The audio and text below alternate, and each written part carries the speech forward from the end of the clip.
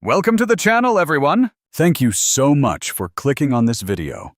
Whether you're here to learn something new, get inspired, or just relax and enjoy some great content, I'm really glad you're here. On this channel, I'll be sharing exciting stories, useful insights, and valuable tips that I hope will make your day a little better every time you watch. If you enjoy the video, don't forget to like, subscribe, and turn on notifications so you never miss an upload. Alright, let's get started. Imagine being so good at your job that you're sent to erase a piece of history. That was Lieutenant Saren. In a city choking on acid rain, she was dropping from the sky like a razor blade, part of a perfect, unshakable military force called the Dominion. Down below, a man named Jonah Cade was labeled a criminal, a memory smuggler, for the simple crime of broadcasting stories from the past. The Dominion wanted him silenced, and Saren was the one sent to do it. But what if the memory she was sent to erase was her own? If you think you know where this is going, stick around, because you're in for a surprise. Peace is a discipline, her commander, Varesh, used to say. It's the removal of friction. And Saren was frictionless. Her pulse was a steady 60 beats per minute. Her mind was clear.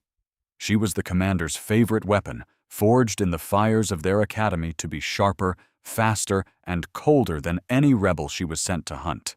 She glanced at her squad, the Halo unit. 12 soldiers, their faces hidden behind black visors, all perfectly in sync.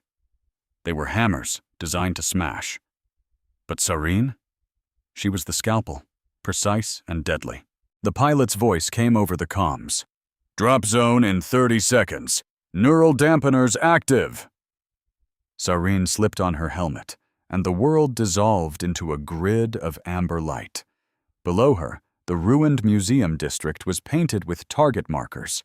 The objective was simple: find and capture one man, Jonah Cade. To the Dominion, he was a disease spreading whispers of a forbidden past. To Saren, he was just another rough edge that needed to be smoothed away.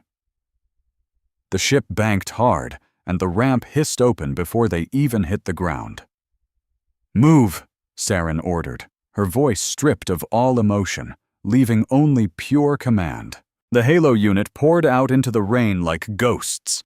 The museum district was a graveyard of a forgotten world, with skeletal skyscrapers looming over streets clogged with rusted-out cars. The rain hammered against Saren's armor, but inside her suit, everything was silent. Her filters blocked out the storm, leaving only the sound of her team's boots on the pavement. Saren took the lead, her rifle held tight. She didn't walk. She flowed around corners with an unnatural grace. A message flashed across her display. "Target is located in the Vault of Antiquities. Capture only." The commander wanted to question this one himself. Saren signaled for her squad to spread out. They moved through the shattered lobby of the museum, where flickering holograms of long-extinct animals blinked in and out of existence. As Saren stepped over a toppled marble pillar, the world just stopped. For a split second, gravity vanished. She floated, her boot hovering an inch off the ground as dust hung in the air like a frozen photograph. It wasn't a suit malfunction. It felt like the universe itself had just hiccuped. Then, just as suddenly, gravity slammed back into place, and her boot hit the floor with a deafening clang. "Report!" Saren snapped into her comms. "Seismic anomaly detected. Negative, Lieutenant," her second-in-command replied. "Sensors are flat. We felt nothing." Saren stood frozen. She had felt it. Her head was still spinning. She blinked, and a glitch tore across her vision. Not just static, but a shape. For a fraction of a second, an eye made of shattered white light stared back at her, so intense it made her gasp. Then it was gone. "Diagnostic cycle," she whispered. "System optimal," her suit's computer replied instantly. She shook her head, trying to push the feeling away. Varesh had warned them that the chaos of old cities could play tricks on the mind. It was just stress. It had to be. "Breaching the lower levels," she commanded, hoping no one noticed the tiny tremor in her voice. They descended into the archives. The air was dry and smelled of old paper. The walls were lined with actual books, the ancient junk that men like Jonah Cade treasured. At the end of a long hall, a heavy blast door was propped slightly open. A warm yellow light spilled out, a stark contrast to the cold blue of their tactical lamps. Sarin held up a fist. "Halt! I'll secure the target." She moved forward alone, pushing the heavy door open. The room was a mess of wires and transmitters, with shelves of books towering to the ceiling. In the middle of it all sat a man on a crate, his back to her, fiddling with a junkyard radio tower. "Jonah Cade," Sarin said, aiming her rifle at him. "Hands! Now!" The man didn't even jump. He finished twisting a wire, let out a sigh, and slowly raised his hands. Then he turned around. He was younger than she'd expected, with messy dark hair and a tired face. He wore an old flight jacket covered in patches from countries that didn't exist anymore. But it was his eyes that stopped her. They were sharp, smart, and held absolutely none of the fear she was used to seeing. "You guys are always so dramatic," Jonah said, his voice raspy. "Did you really need to drop from the sky for a librarian? I was just about to make some tea." "Silence," Sarin commanded, stepping closer. "You're in violation of Dominion Code 847, dissemination of corrupt data." "Corrupt data?" Jonah repeated with a small smirk. "Is that what we're calling history these days? I can't keep up." Sarin closed the distance, needing to break his calm. She grabbed his jacket and slammed him against a metal shelf, sending a cascade of old books and tapes crashing to the floor. She pinned him there, her armored forearm pressed against his chest, her blank helmet just inches from his face. "Name your contacts," she hissed. "Who is receiving your signal?" Jonah just looked at the smooth, black surface of her visor. He wasn't struggling. Instead, his eyes drifted down to her chest plate, to the small serial number printed just below the Dominion crest. He frowned for a second, a flicker of confusion on his face. Then he looked back up, right where her eyes would be. "Sarin," he said. The name hit her like a punch to the gut. It wasn't her rank. It wasn't her unit designation. It was a name she hadn't heard in 10 years, a name the Dominion had erased from her life. She froze, the pressure on his chest easing just a little. "What did you say?" she whispered, forgetting to use her modulated voice. Jonah's expression changed from defiant to something else entirely. Recognition. "You're not supposed to remember me," he said softly, all the mockery gone from his voice. "They told me you were gone." Sarin shoved him harder against the shelf. "Shut up! How do you know that designation? That is classified." "It's your name, Sarin," Jonah said, pushing back against her just enough to make his point. "And you know it." "I am Lieutenant V of the Halo Unit," she yelled, her anger barely covering the crack in her perfect composure. "You are a prisoner. If you speak again, I will break your jaw." But Jonah just stared at her. And she knew he wasn't looking at the armor anymore. He was looking at the woman inside it. "I'm not your enemy, Sarin," he said, clearly and deliberately. "I never was." And with those words, a warning blared in her helmet. Her heart rate spiked to 120. The fractured eye of light flashed in her vision again, pulsing with her heartbeat. Sarin stumbled back, letting him go as if he'd burned her. She kept her rifle aimed at his chest, but for the first time in her life, her hands were shaking. My entire life was a lie. I just didn't know it yet. The Dominion told me I was an orphan, forged into a weapon. They gave me a name, a rank, and a mission. Capture a rebel propagandist named Jonah. As I marched him through a ruined museum, my armor locking with a hiss to steady my aim, he started talking. And with just a few words, he began to unravel everything. If you've ever felt like a pawn in someone else's game, you need to hear this story. He wasn't trying to escape. He was just talking, his voice calm in the dead quiet. "You know," he said, "you always favored your left foot, even before all this armor. That old tree climbing injury. I guess the servos just cover up the limp now, huh?" I said nothing, just shoved him forward. How could he know that? My past was a gray fog. He kept going, completely unfazed. And your security codes. I bet you still use your birthday. 7/19. You always loved order, Saren. Because you were terrified of the chaos. My finger twitched on the trigger. Silencing him would be so easy. A simple field report. The target resisted. But a tiny, treacherous part of me, a part I thought the Dominion had burned out, needed to know more. "LZ is hot," crackled a voice in my comms. "Transport's on approach." I pushed Jonah out into the storm-drenched street. Rain hammered down as a dropship roared overhead, its engines screaming. "Get in!" I yelled, shoving him toward the ramp. But he stopped. He turned to face me, looking small and fragile against the massive war machine. "They're lying to you," he shouted over the engines. "I can prove it. I can show you everything they took from you." "Show me what?" I demanded, moving closer.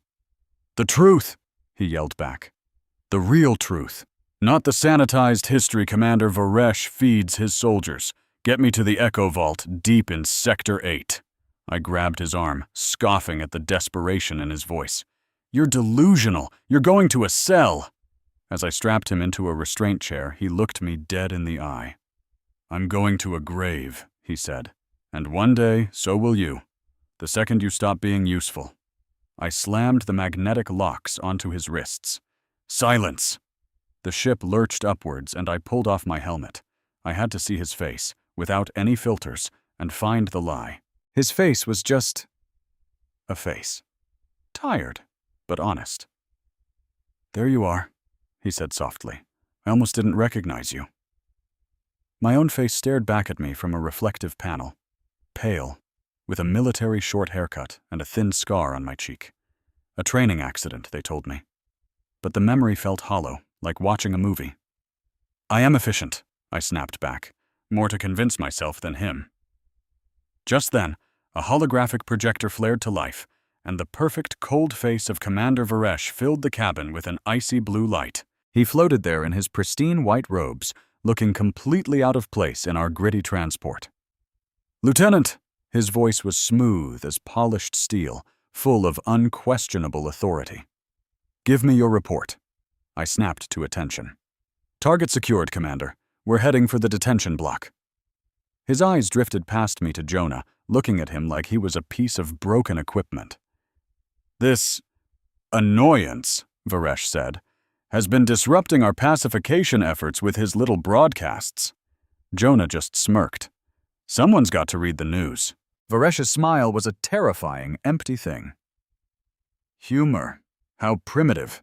It changes nothing. Lieutenant, new orders? We can't risk him transmitting from a cell. The encryption keys for the entire rebel network are locked in his neural pathways. You will conduct an immediate neural audit." A spike of pure ice shot through my stomach. A neural audit wasn't an interrogation. It was a demolition. It ripped a mind apart, shredding memories to get to the data, leaving behind a drooling, empty shell. It was a slow, agonizing death sentence. I hesitated, my throat suddenly dry. "Sir, we don't have the right stabilization gear on this transport. A field audit could destroy his brain before we get the keys."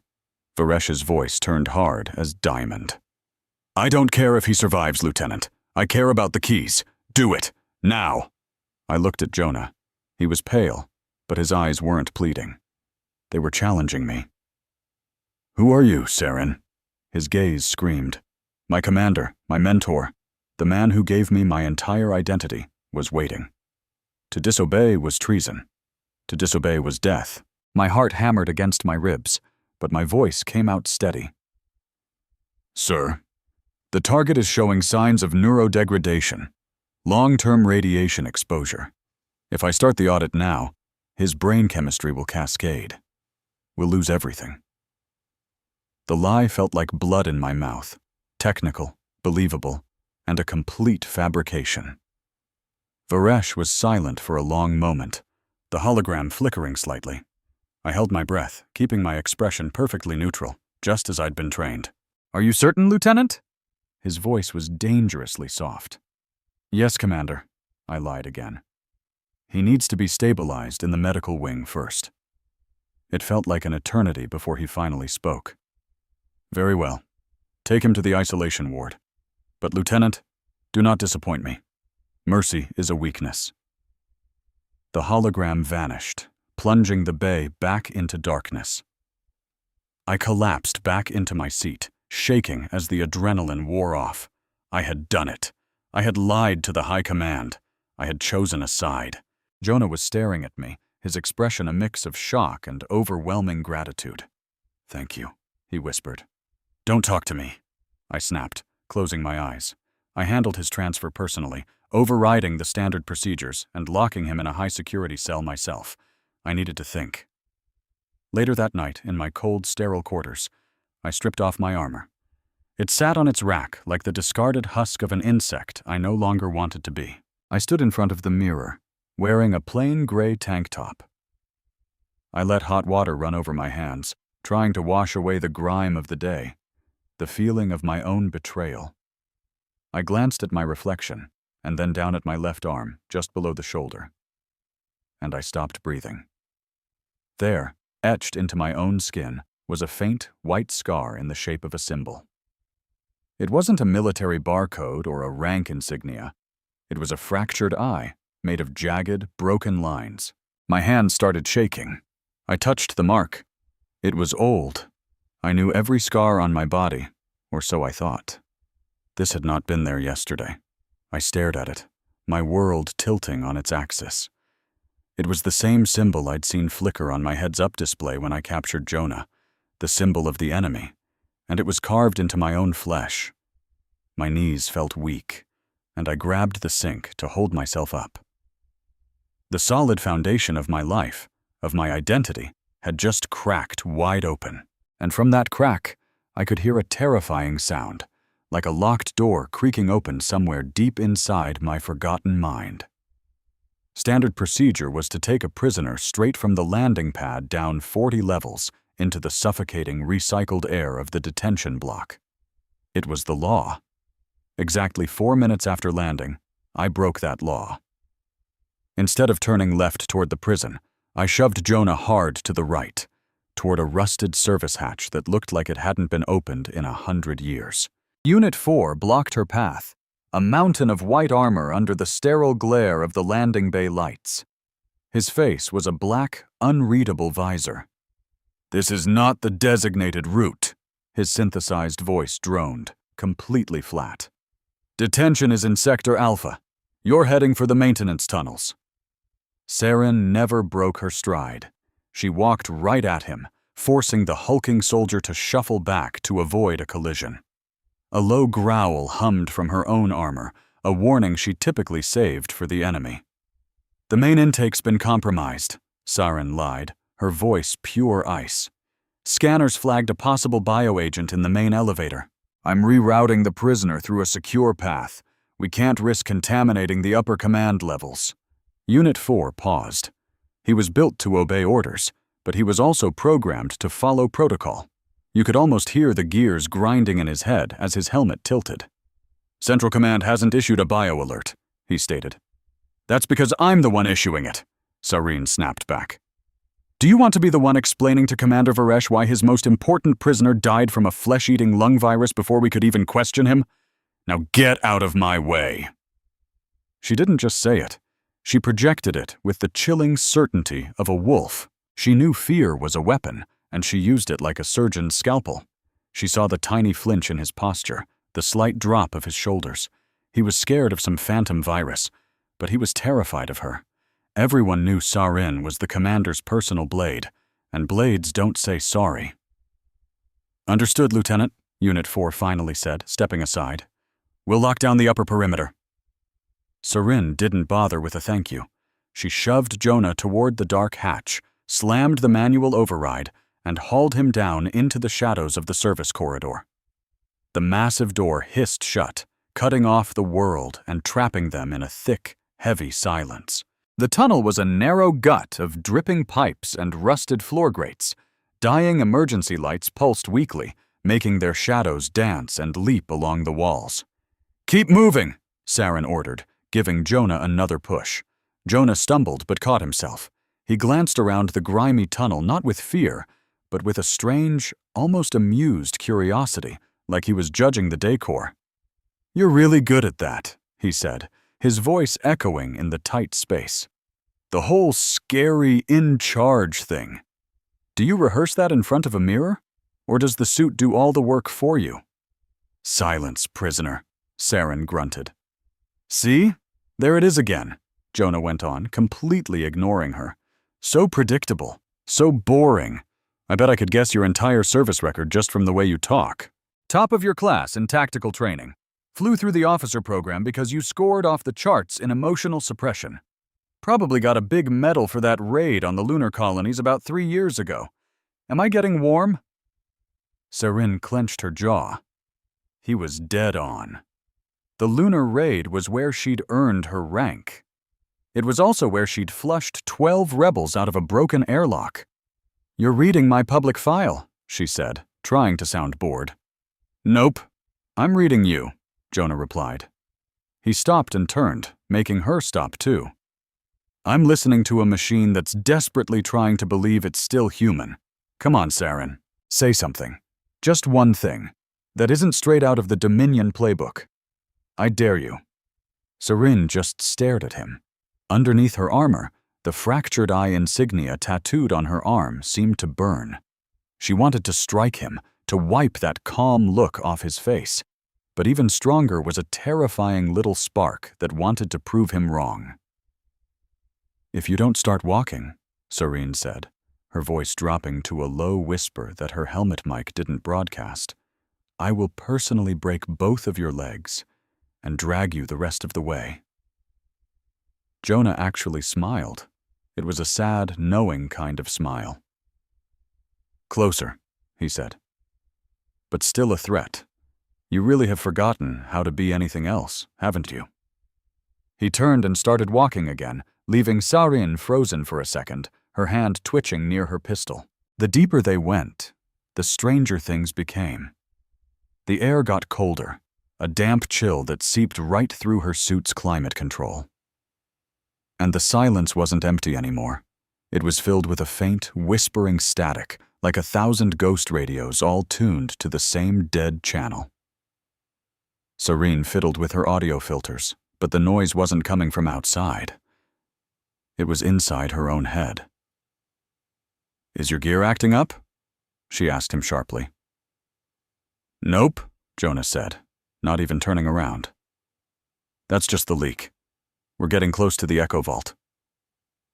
The tunnel walls started to sweat, but the drops of water didn't fall down. They slid sideways, defying gravity, crawling across the metal in patterns that looked eerily like fingerprints. Even the shadows cast by the flickering lights were wrong. They seemed to peel away from the pipes and cables, lagging a split second behind as if time itself was turning to sludge. "This is a hallucination," Saren muttered, quickly checking her suit's biomonitor for toxins. "It's memory," Jonah corrected her calmly. "We're in the bleed zone. The vault down here doesn't store data. It stores experiences, entire lives recorded at a quantum level. The shielding is failing, so the memories are leaking out. The tunnel is reacting to the emotional energy." "That's impossible," Saren scoffed, but she kept her rifle up, tracking the jittery shadows. "Memories are just chemical signals in a brain. They can't warp steel and concrete." "You sound just like one of your textbooks," Jonah said. He pointed to a smear of rust on the wall that looked exactly like a screaming face. "This place was a joint project, Saren. Humans and the Dominion, working together, before the war. We were trying to preserve history, not erase it." "Propaganda," Saren recited automatically. "The Dominion brought order to chaos. We saved your species from itself." Jonah let out a short, harsh laugh. "Is that what Varesh tells you? Does he say that while he's sipping on that expensive Alaran nectar he loves so much, right after he polishes that little silver crest on his desk? The one with the two-headed snake?" Saren froze, her boots feeling like they were welded to the floor. "How do you know about that crest?" she demanded. Varesh's office was sacred ground. No human had ever set foot in there and lived to talk about it. "I know lots of things," Jonah said, his voice dropping. "I know he can't stand the sound of rain. I know Usimin. No, he recites a little poem in the High Dominion language right before he orders a mind wipe. The blade that cuts is the blade that heals, right?" The air rushed out of Sarin's lungs. That was the phrase. He had said it to her right before her very first mission. "Who are you?" she asked, her voice trembling so much the rifle in her hands shook. "I told you," Jonah said. "I'm the one you saved." Before she could process what he said, the tunnel itself seemed to scream. A wave of pure white light erupted from the walls, silent but powerful. It wasn't an explosion. It was a feeling. Saren's world vanished. The tunnel, the rust, the whispers, all gone. She was suddenly standing in a field of burning grass, with ash falling around her like black snow. She looked down at her hands. They weren't covered in armor. They were bare, scraped, and smeared with soot and blood. She was younger, maybe 20 years old. Kneeling in the dirt in front of her was a little boy, maybe 10, with wild dark hair and a cut on his forehead that was bleeding down into his eyes. He was shaking, terrified. "Run," Saren heard herself say, and her voice was her own, raw and desperate. "Run, Jonah, don't look back!" She reached out and cupped the boy's small face, her thumb gently wiping away the blood. The feeling of his skin, warm, real, so fragile, sent a jolt through her. A fierce protective fire roared to life in her chest, a love so powerful it felt like it could tear her in two. "I'll find you," she promised him. "I swear it." The memory shattered into a million pieces. Saren gasped, stumbling backward into the cold reality of the tunnel. The world spun and her knees gave out. But she didn't hit the ground. Jonah caught her. His arms wrapped around her, strong and sure, holding her up. One of his hands gripped her shoulder plate, the other pressed firmly against the small of her back. The touch was like an electric shock. Not a weapon, but a spark of pure recognition. The raw emotion from the memory slammed into the present moment. Saren looked up, and Jonah's face was just inches away. He wasn't that little boy anymore, but his eyes were the same. The fear in them was gone, replaced with an intense, urgent concern. "Breathe," he commanded softly. "Just breathe. It's the resonance. It always hits hard the first time." Saren's body took over before her mind could think. Her heart hammered against her ribs, and a wave of heat washed over her skin. It was more than just adrenaline. It was a deep, aching need to be closer to this man, the only thing in the entire universe that suddenly felt real. Her hands clamped down on his arms, fingers digging into the beat-up leather of his jacket. For a heartbeat, she refused to let go. She wanted to press her face into his neck, to hide from the cold, sterile lies the Dominion was built on. But then, years of conditioning slammed back into place. A hot, shameful fury tore through her, and she shoved him away with all her strength. Jonah stumbled backward, hands raised in surrender, but his face wasn't angry. It was just sad. "Don't you touch me!" Saren snarled, backing away until the cold metal of her armor scraped against the tunnel wall. "What did you do to me? That was a psychic attack. Some kind of localized hallucinogen." "I caught you," Jonah said, his voice unnervingly calm. "That's all. I didn't force that memory on you, Saren. It was already there. The lattice just unlocked the door." Saren was gasping for air, her chest heaving against her breastplate. She felt utterly violated, not by him, but by the raw emotion she'd felt in that vision. That fierce, protective instinct. It was a weakness, a vulnerability just waiting to be exploited. "Feelings are variables," she recited, the words spilling out like a frantic prayer. "Variables cause error. Error leads to failure. Is that really what you believe? Jonah asked. He took a careful step closer, keeping his hands where she could see them. You think caring about that kid was an error? You saved my life back there. That wasn't a failure. That was the only truly human thing you did in that entire God-forsaken war. It was a defect, Saren yelled, her voice cracking, betraying the very control she was fighting for. I am a soldier! I'm not a babysitter for stray children. Feelings are just noise. They're a distraction from the objective. Feelings are information, Jonah fired back, his own voice rising to match hers. Pain tells you you're hurt. Fear tells you there's danger. And love tells you what's worth fighting for. If you shut all that off, you're not a soldier, Saren. You're just a weapon. And weapons are always owned by someone. Do you really want Varesh to own you forever? I chose this life, Saren said, but the words tasted like ash in her mouth. No, Jonah said, his voice suddenly gentle. You didn't. You were rewritten, and somewhere, deep down inside all that armor, you know I'm right. A metallic screech echoed from the tunnel behind them. A grid of red lasers swept across the far wall. Dominion patrols! Saren snapped, her tactical brain instantly taking over. They've found the breach. We have to move, Jonah said. The lower subway tunnels. The water down there will mask our heat signatures. For a split second, Serene froze, just looking at him. She could shoot him right now. Drag his body back to her squad, claim he tried to escape. It would be so easy. It would be safe. Instead, she turned and sprinted deeper into the darkness, jerking her head for him to follow. They clattered down a rusted spiral staircase, plunging into the guts of the city's ancient transit system. The air down here was heavy and thick, smelling of damp earth and decay. The subway station was completely flooded. The tracks were buried under 3 feet of murky, black water. But it wasn't dark. The walls were covered in a strange, bioluminescent fungus, huge colonies of alien growth that pulsed with a beautiful, sickly blue light. The glow reflected off the still water, transforming the ruined tunnel into a shimmering, otherworldly cathedral.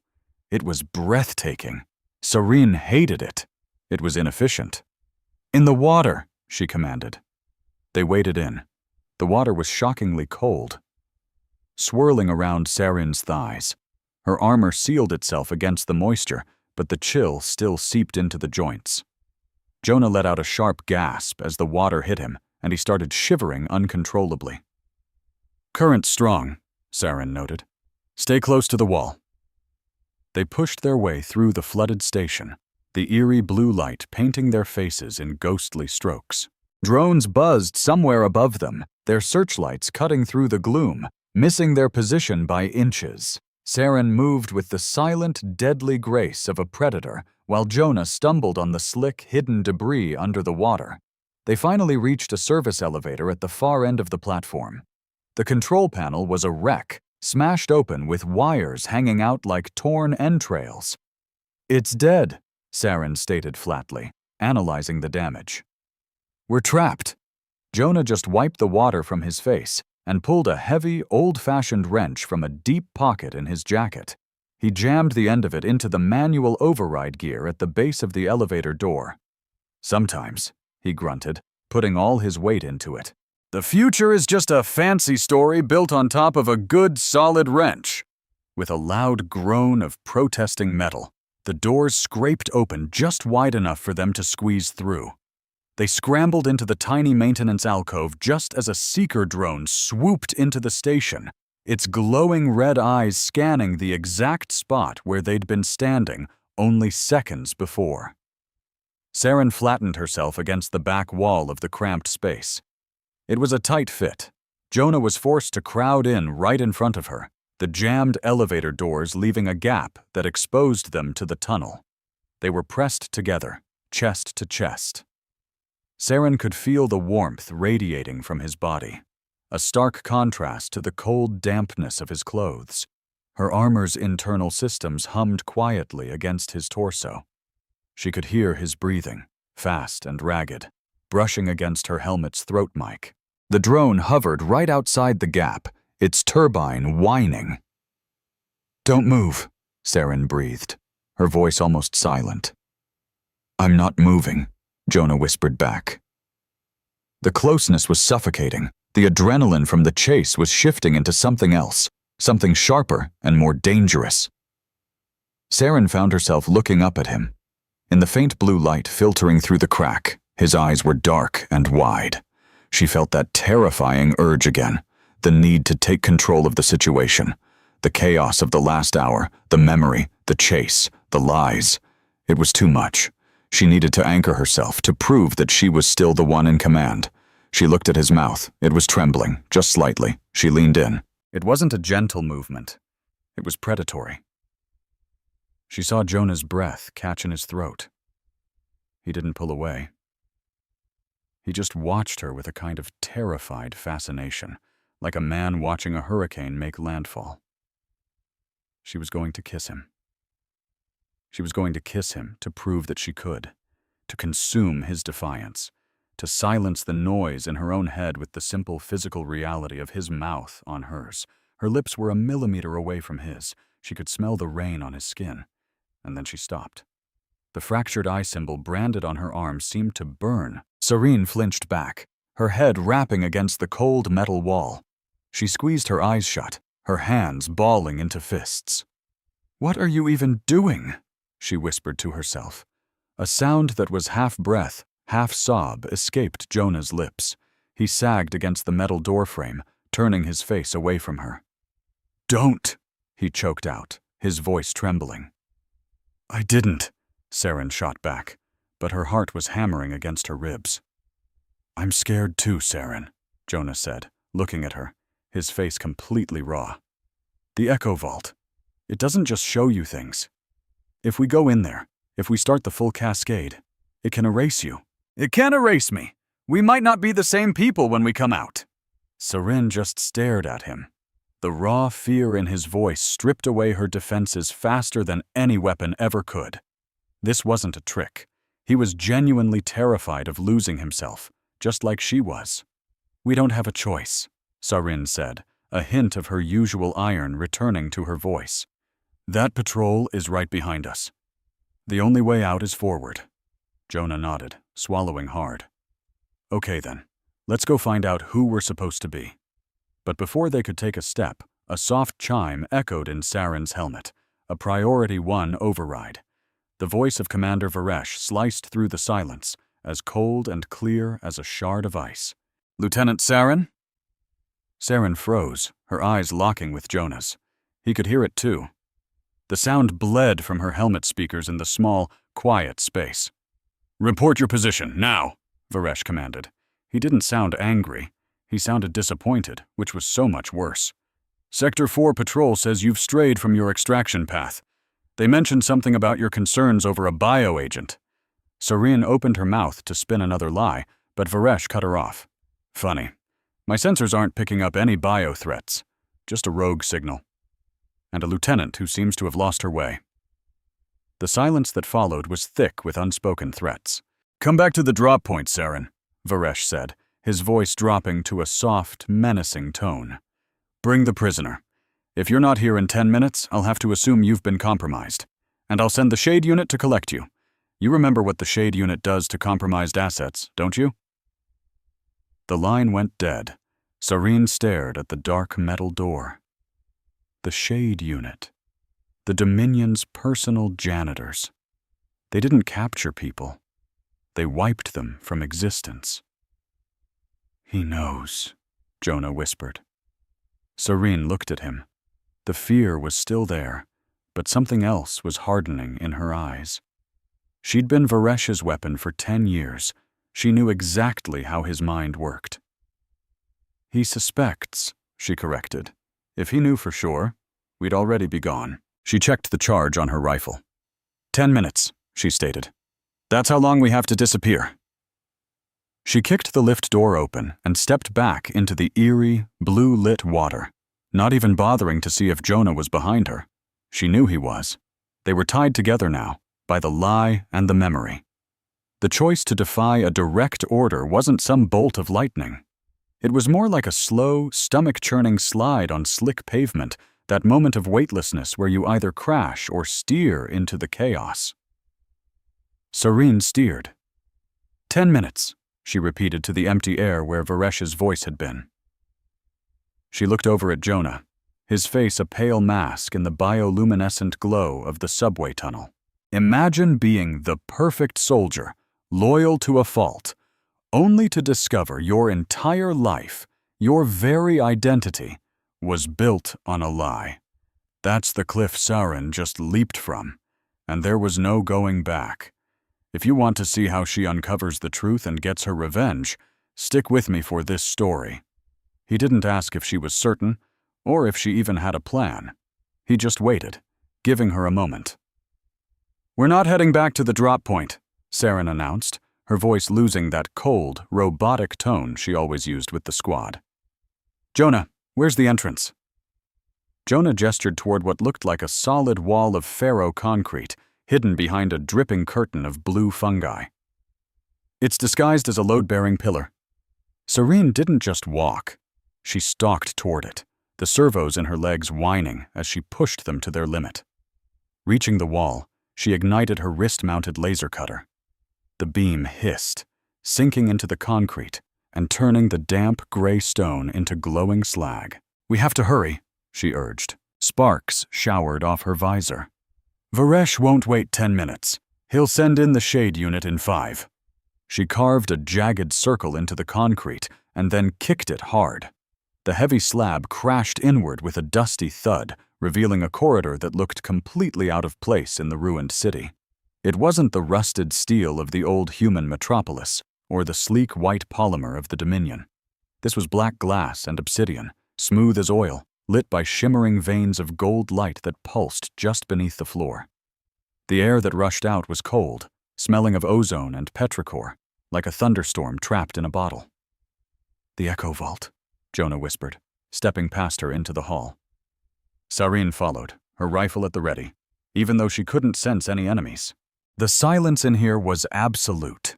The faint static from the tunnels above vanished, replaced by a deep, resonant thrum that vibrated right through to the marrow of her bones.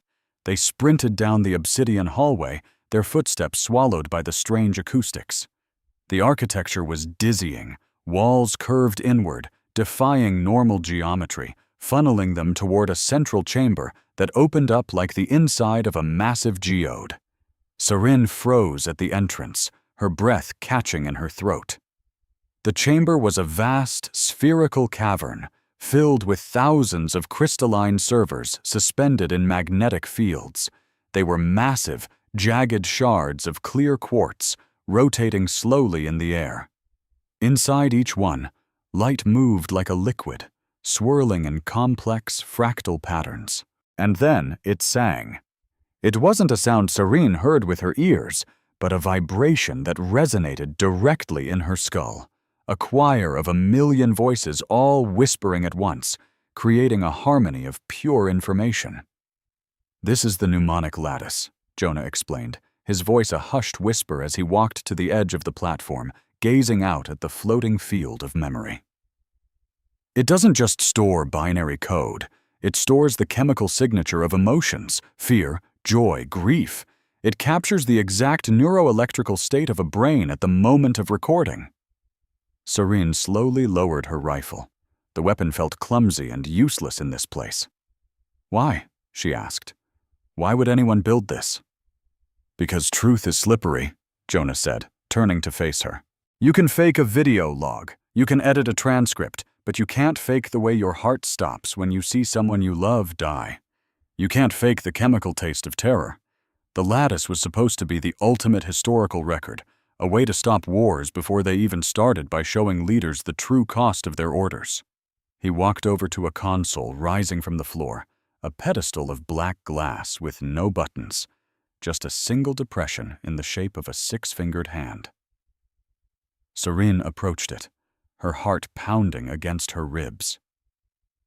She looked from the console to her own armored hand. "How do we access it?" she asked. Jonah simply gestured to the surface. It's biometric, he said, but it adapts. It reads your intent. Serene placed her hand on the dark glass. For a second, nothing happened. Then a symbol flashed in the air above the console, red, jagged, and angry. A deep synthetic voice boomed through the chamber, speaking a string of syllables that sounded like grinding stones.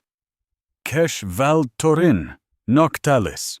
Serene pulled her hand back as if burned. Access denied, she translated automatically, even though the dialect was ancient.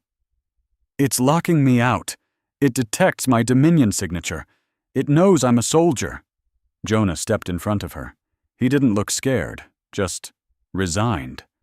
It's not rejecting you because you're a soldier, Saren, he said softly. It's rejecting you because you don't know the password. He placed his own human hand on the alien console, closed his eyes, and took a deep breath.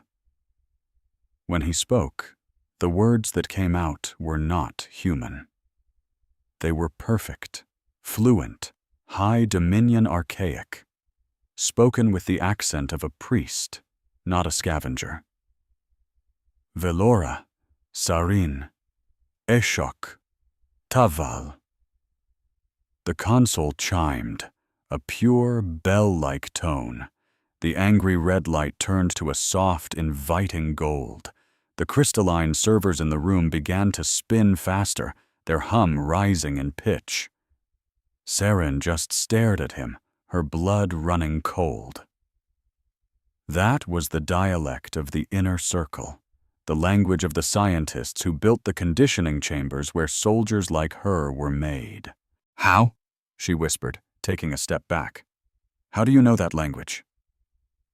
Jonah didn't look at her. He kept his hand on the glass, watching the light spread. I wasn't just a librarian, Saren, he said, his voice suddenly heavy with exhaustion. When the Dominion took this city, they didn't kill everyone. They took the children who showed high neuroplasticity. They put us in labs. They wanted to see if human brains could interface with their relic technology. He finally looked up, his eyes meeting hers. I lived in a Dominion research facility for 6 years. They trained me to translate the dead languages. Varesh, he used to come watch the sessions. He gave me candy if I got the translations right, Jonah continued, his voice trembling slightly. And he gave me shock therapy if I got them wrong. Saren felt sick. The image of Varesh, her commander, her mentor, torturing a child over a translation error, shattered the noble image she had served for a decade. You were a subject, she breathed. I was a tool, Jonah corrected her gently. Just like you. I escaped when the resistance bombed the perimeter wall. But the past, it never lets you go. It just waits for you to come back. The console pulsed, and the room darkened until the only light came from the spinning crystals. Beams of light shot out from the servers, converging on the platform where they stood. The lattice is active, Jonah said. It's scanning for a resonance match. What does that mean? Saren asked, panic rising in her chest. It means it's looking for the people in the memories, Jonah explained, and we are both here. He reached out and took her hand. Saren flinched, but didn't pull away. The moment their skin touched, the circuit closed. The air around them exploded into light. It wasn't a screen. It was total immersion. The echo vault vanished. The floor vanished. Saren was no longer standing. She was falling through a kaleidoscope of pure sensory data. Flash. She was 19 again, standing in the rain, wearing the gray fatigues of a cadet, not the white armor of the Halo unit. The rain felt cold on her face. She wasn't wearing a helmet. A Dominion officer stood before her, holding out a pistol, handle first. Execute the prisoner, cadet, the officer ordered. Serene looked down. A civilian woman was kneeling in the mud, sobbing.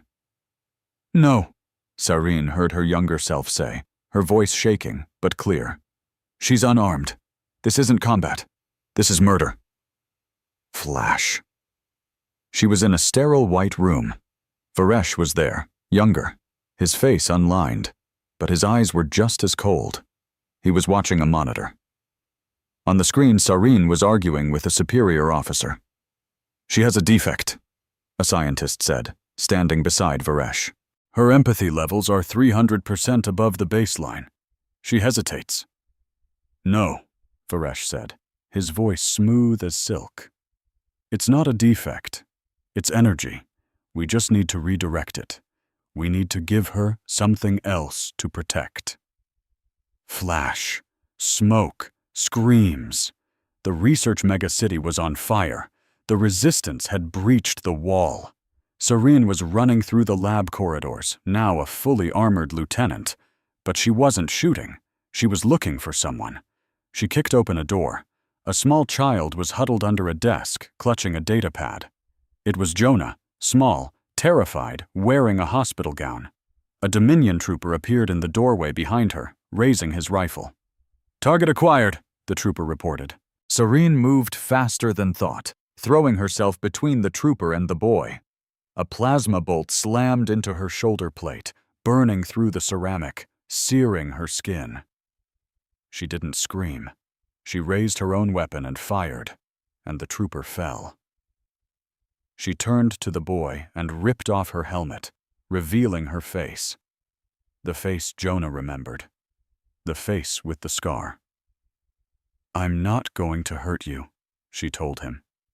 "I'm going to get you out." Flash. She was dragging him through the sewers. They were finally safe. She handed him to a resistance fighter at a breach point. "Go," she told the boy. "Run." The boy looked up at her. "What's your name?" he asked. "Sareen," she said. "My name is Sareen." Then the world twisted violently. Flash. Sareen was strapped to a chair in the conditioning chamber, her head encased in a silver halo of needles. Varesh stood over her. "You disappointed me, Sareen," he said softly. "You chose a stray animal over your own kind. You saved the enemy." "He's a child!" Sareen screamed, straining against her restraints. "He is a variable," Varesh corrected her. "And you are broken. But I can fix you. I can take away the pain of your betrayal. I can take away you." He reached for the console. "No!" Sareen shrieked. "No, please!" The needles activated. The scream turned into a deafening silence. The light turned blindingly white. The Sareen in the chair went completely slack. Flash. Sareen woke up in a medical pod, her memory wiped clean, ready to be the perfect soldier Varesh had designed. Her eyes fluttered open to a sterile white room and a man's smiling face. "Welcome back, Lieutenant," Varesh said, his voice like silk. "You took a nasty hit on the drop. You've been in stasis for a month." Sareen's hand went to her head, a phantom ache blooming there. I don't remember." Varesh's smile never faltered. "There's nothing to remember," he assured her. "You are my Halo unit now, my blade. You have always been my blade." A fog settled over her mind, and the only thought that surfaced was obedience. "Yes, Commander," she replied, her gaze utterly vacant. 5 years later, she was a ghost in armor, a perfectly conditioned weapon. Her boot shattered the door of a tenement slum, and there, cowering in the corner, was a young man. It was Jonah. Older, but unmistakably him. He looked up, his eyes widening with shocked recognition. "Sareen," he whispered, a ghost of a name from a forgotten life. "You came back." Sareen stared at him, her tactical hood painting his body in a stark red outline. "Target identified," she stated. Her voice was a stranger's, cold and dead as the void between stars. She lunged, her hand clamping around his throat, and slammed him against the crumbling wall. "You're coming with me, insurgent!" Horror flooded Jonah's face, not fear of capture, but the soul-crushing agony of seeing the woman who had once saved him now looking at him like he was vermin. The memory shattered, and Sareen was violently ripped back to the present. She collapsed to her knees in the echo vault, dry heaving, her fingers clawing desperately at the smooth black glass floor. The silence in the chamber was a physical weight, pressing in on her. She remembered, not just as a video, but as a feeling. She felt the searing heat of the plasma burn on her shoulder again. She felt the invasive prick of needles reprogramming her brain. She felt the chilling, robotic indifference as her own hands choked the life from the boy she had sworn to protect. It was all real. Every last, horrifying piece of it. She wasn't a hero. She wasn't some noble keeper of the peace. She was a puppet, a thing of flesh and trauma crudely stitched together by Varesh's web of lies. "No," she moaned, curling into a tight ball on the floor. "No, no, no." Jonah was suddenly kneeling beside her. He didn't touch her, wisely giving her space, but he was close enough to be an anchor if she drifted any further into the abyss. Serene finally looked up, her face streaked with tears she hadn't even realized she was crying. "I hunted you," she whispered, the horror in her voice raw and absolute. "I saved your life. And then I hunted you. He made me hunt you." Jonah looked completely gutted, the playback having clearly ripped open his own old wounds. He scrubbed at his face with trembling hands. "Yeah," he managed, his voice raspy. "That was the worst part. When you found me that second time, I actually thought you were there to help again. I smiled at you. And you looked at me like I was a cockroach." Saren squeezed her eyes shut, the guilt of physical pain, sharper than any plasma burn she'd ever endured. "I'm sorry," she choked out, the words feeling pathetic and small. "I know it's not enough. I know it's not. But I am so, so sorry." She braced herself for him to scream, to call her a monster, to finally unleash the hate she so richly deserved. But it never came. "I hated you for a long time," Jonah said quietly, his voice pulling her back. "Sitting in that cell after you brought me in, I think I hated you even more than I hated Varesh, because you gave me hope, and then you were the one to rip it away. That felt personal." He shifted, the old leather of his jacket creaking in the vast silence. "But then," Jonah went on, "I started watching you during the interrogations. I saw you when you thought no one else was looking. I saw the tiny twitch in your hand whenever Varesh raised his voice. I saw you just standing outside the cells sometimes, staring at the wall like you were trying to remember the words to a forgotten song." He reached out, his fingers tentatively touching the armored plate of her gauntlet. "You were fighting him, Sorin. Even when you didn't know it, you were trying to climb out of that cage." Saren's eyes snapped open. She stared at his hand on her armor. "I almost killed you," she breathed. "But you didn't," Jonah countered. "And today you torched your entire life to get me in here. That counts, Saren. It has to count for something." She looked at his face, really looked.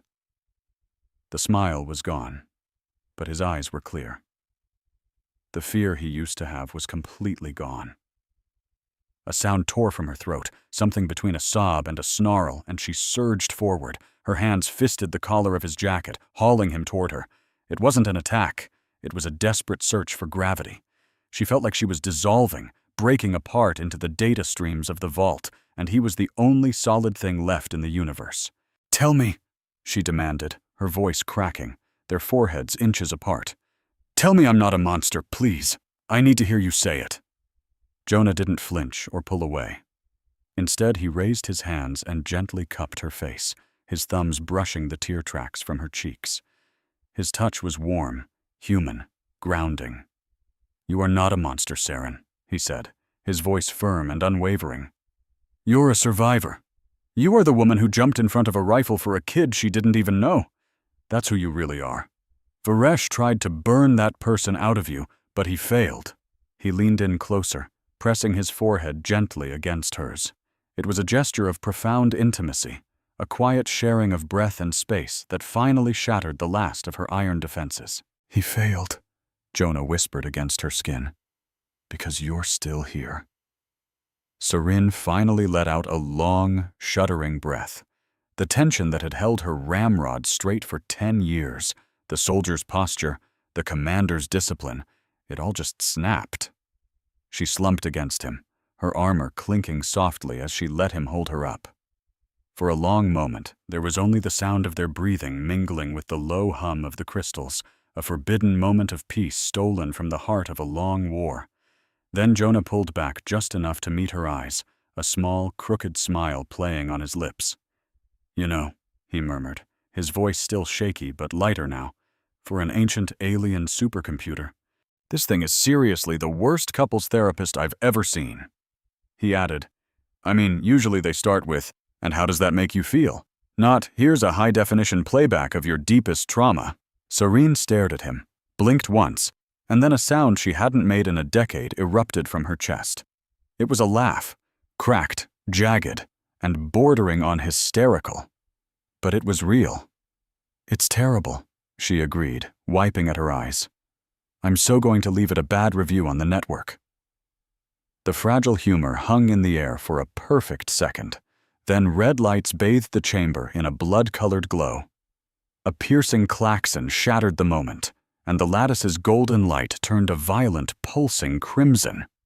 "Containment breach! External perimeter compromised! Sector 4! A synthetic voice boomed through the chamber.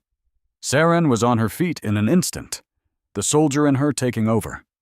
She snatched up her rifle. "They're here," she said, her voice hard. "Varesh." Jonah scrambled to the console, his eyes darting across the frantically scrolling readouts. "Sarin," he said, his tone urgent. "Look at this. The lattice. It's not just playing the memories, it's transmitting them." "What?" Saren rushed to his side. "Transmitting where? To the Resistance?" "No," Jonah said, his gaze fixed on the glowing alien glyphs. "The receiver ID isn't a rebel frequency. It's a Dominion node. High-orbit encryption." Saren frowned. "That's impossible. The Dominion wants this whole place turned to glass, not to download its secrets." "Unless," Jonah said, realization dawning on his face, "unless someone else in the Dominion wants this data. Saren, look at the routing header. That's not a military code. That's a Senate code." She scanned the scrolling numbers. He was right. It was a political signature. "Someone high up has been waiting for this," she whispered. "They knew the Echo Vault was here. They knew what was inside it. And they were just waiting for someone to unlock the door." "We just triggered it," Jonah said, turning to look at her. "We didn't just find the truth, Saren. We just handed a loaded gun to someone else." A heavy boom echoed from the tunnel entrance. It was the unmistakable sound of explosives breaching the main blast door. The floor trembled, and dust rained down from the cavernous ceiling. "Security protocols disengaged," the calm voice announced. "Upload in progress. Completion in 4 minutes."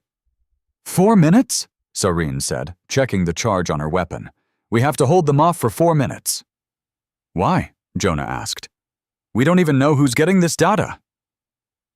"Because," Saren said, her body turning to face the corridor, her eyes hardening into diamond-sharp points. "If Varesh is here to stop it, then whoever is on the other end of that transmission is his enemy. And right now, the enemy of my enemy is the only friend we've got." She racked the slide on her rifle, the sound echoing with finality. "Get behind the console, Jonah," she ordered, "and keep that upload going, no matter what." The rhythmic stomp of heavy boots began to echo down the obsidian hall. The Halo unit had arrived, and behind them, Saren knew, the commander himself would be walking, his pristine white robes unstained by the violence he commanded, coming to reclaim his property. But this time, his property had woken up. Sarin stood firm in the center of the chamber, bathed in the singing light of stolen memories, and waited for her war to begin. The blast door didn't just open, it evaporated. One moment, a solid obsidian barrier stood there. The next, A shaped charge of thermal paste turned it into a shimmering mist of vaporized rock and screaming metal. Saren didn't even flinch. She'd been on the other side of that kind of breach 1,000 times. She knew the rhythm of assault. First came the heat, then the flash, then the bodies. She dropped to one knee behind a massive quartz cooling tower, leveling her rifle at the roiling smoke. "Standard formation," she called out to Jonah, her voice impossibly steady over the rising whine of the lattice. "They'll send in 2 shield bearers first, followed by suppressors. Don't look at the flashbangs." "I know," Jonah yelled back from the console. His fingers were a blur across the alien glass, fighting to keep the data stream alive. "I wrote the manual on their jamming frequencies, remember?" The smoke swirled, and through it, the sleek, dark forms of the Halo unit surged forward. They moved like a tide of black water, silent and deadly. They moved like a single, terrifying creature. White armor, black visors, weapons up. Saren knew every single one of them. The point man was Unit 7, the guy who hummed classical tunes on a private channel right before a kill. The heavy gunner was Unit 4, Kale. He'd pulled her out of a collapsed trench on Mars once. Now she put her crosshairs right on his knee joint. Serene fired. The blue plasma bolt hit the servo in Kale's leg armor, a perfect surgical shot designed not to kill. He collapsed, his massive rotary cannon spraying a stream of tracers across the ceiling, shattering a chandelier made of memory crystals. Serene shifted her aim, firing 2 shots into Unit 7's chest plate on a non-lethal stun setting. But at this range, it would feel like getting kicked by a horse. 7 hit the polished floor and slid. "Traitor!" The voice that crackled over the open frequency was Lieutenant Jory, her former second-in-command. "Surrender, V. You are malfunctioning." "I'm awake, Jory!" Saren yelled back.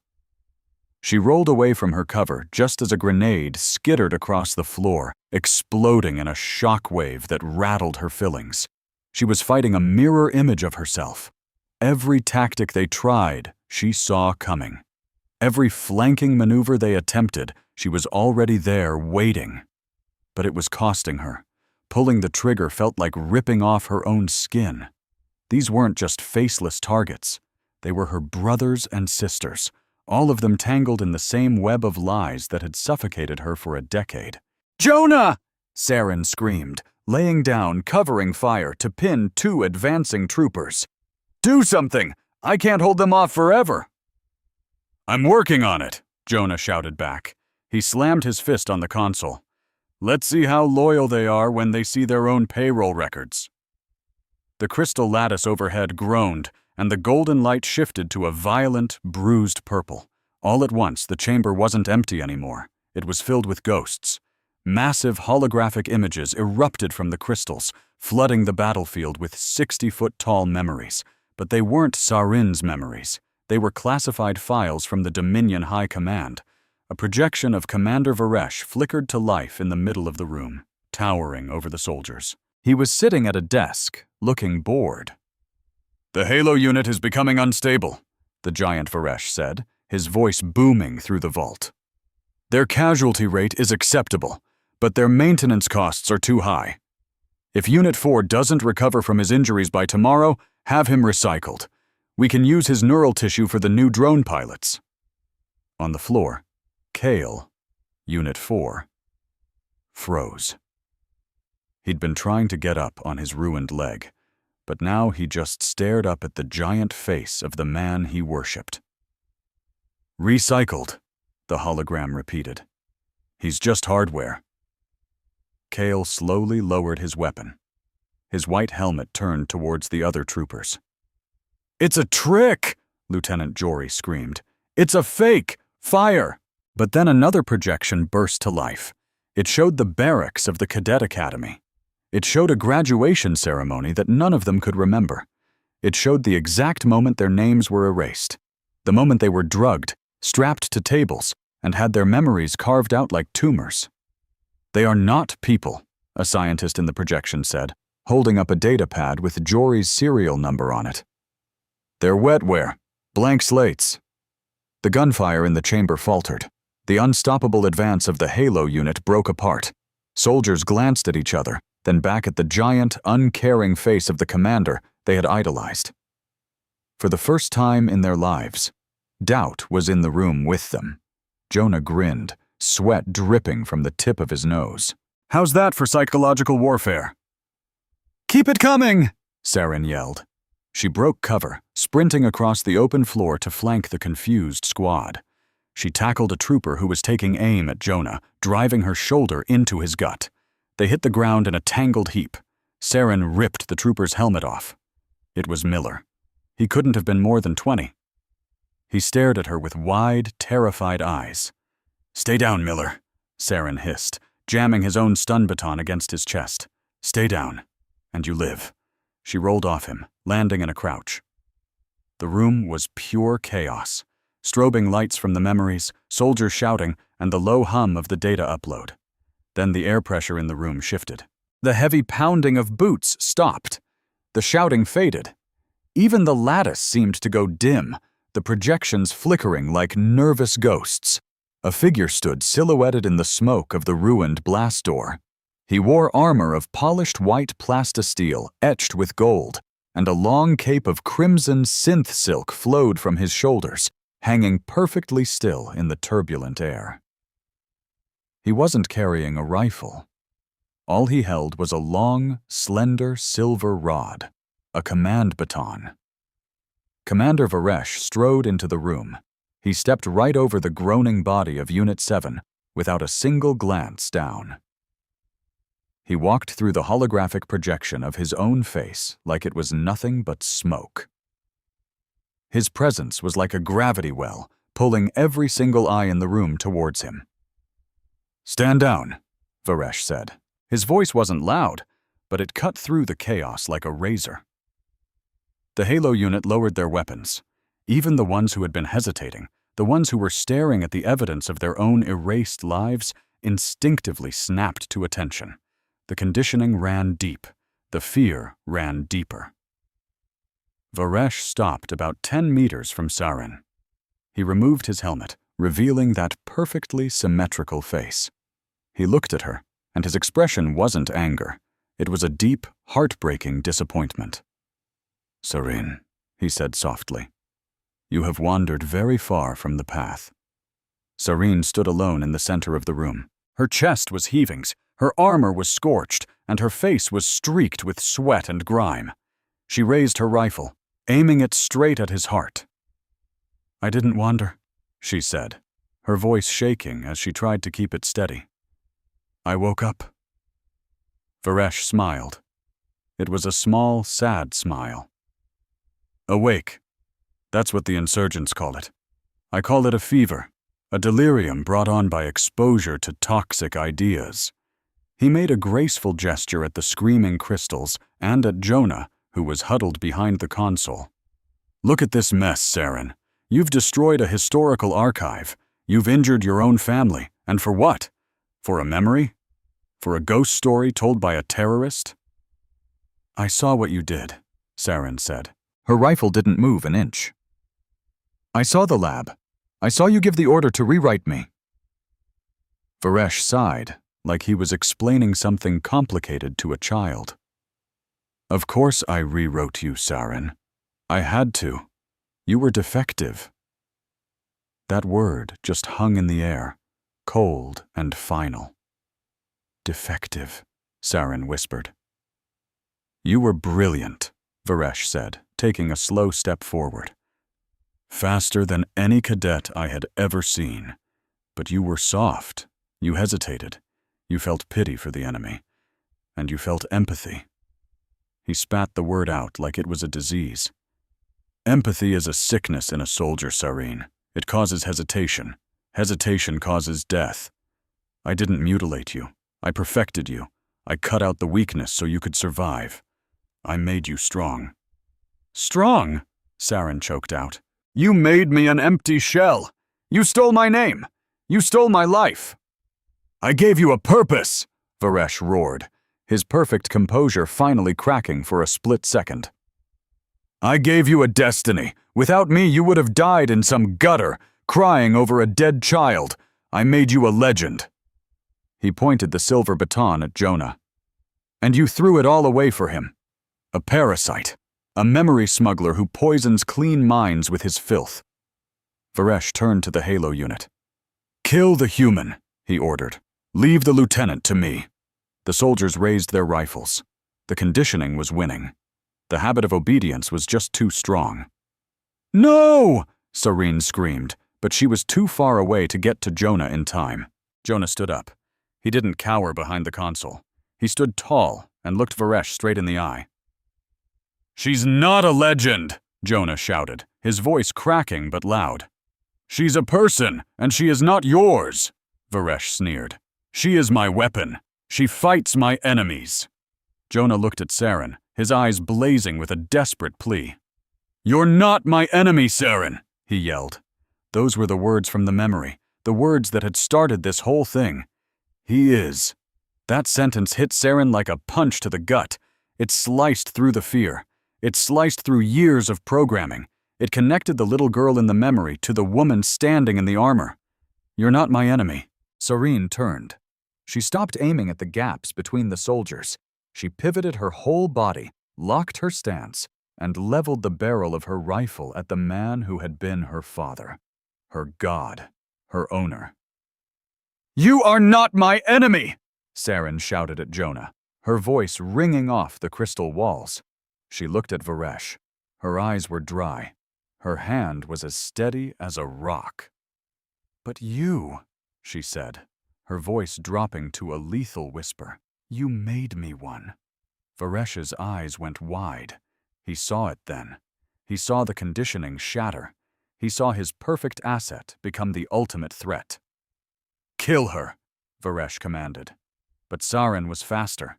She fired, not one shot, but a controlled 3-round burst. Varesh moved with an unnatural speed. He activated a personal energy shield on his forearm, sending the plasma bolts ricocheting into the ceiling. He lunged forward, his silver baton snapping open into a 6-foot energy lance that crackled with white lightning. Serene dropped her rifle. It was too slow for a close-quarters fight, and drew her monomolecular combat blade. They met in the middle of the room with a crash of sparks that momentarily blinded the entire squad. The fight was a blur of impossible motion. Varesh was powerful, enhanced with the best biomods the Dominion could offer. He fought with the deadly grace of a dancer, his lance a spinning arc of death. But Saren fought like a cornered wolf. She was low, fast, and absolutely brutal. She dodged a blow that would have decapitated her, swiping her blade across his leg. Sparks flew from his armor. The room itself seemed to sense the fury of their fight, and the gravity began to warp and twist. In an instant, the floor became the wall. Serene was flung sideways but didn't fall. Her magnetic boots held fast to the new ground. The laws of physics had flipped 90 degrees. She scrambled across the vertical surface, with Varesh right behind her, running up the wall as if it were solid ground. They met again, 20 feet in the air. "It's over, Saren," Varesh grunted, his lance pressing against her sword. "You can't win. I know your every move. I programmed them into you." Serene's teeth were gritted. "You programmed a soldier!" she snarled, fighting his immense strength.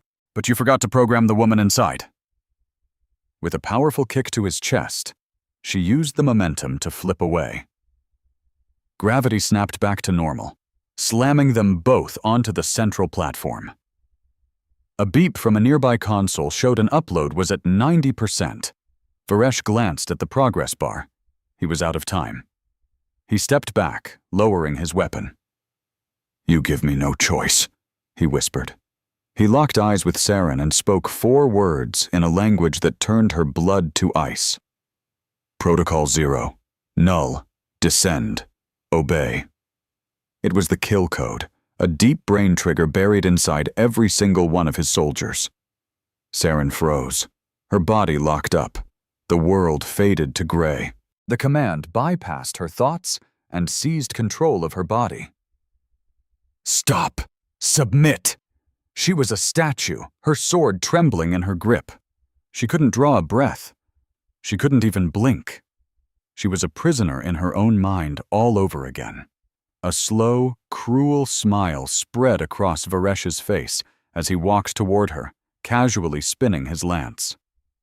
"How disappointing," he said. "I truly hoped you'd evolved past the neural lock. It would have been so much more fun to break you again."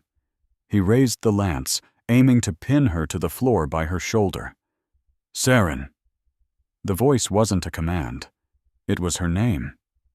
It came from the console, where Jonah had just leaped over a barrier. He wasn't running away from the fight. He was running straight toward her. "Saren, look at me." Her eyes darted toward him, the only part of her she could move. Jonah ignored Varesh completely, knowing it was a fight he couldn't win.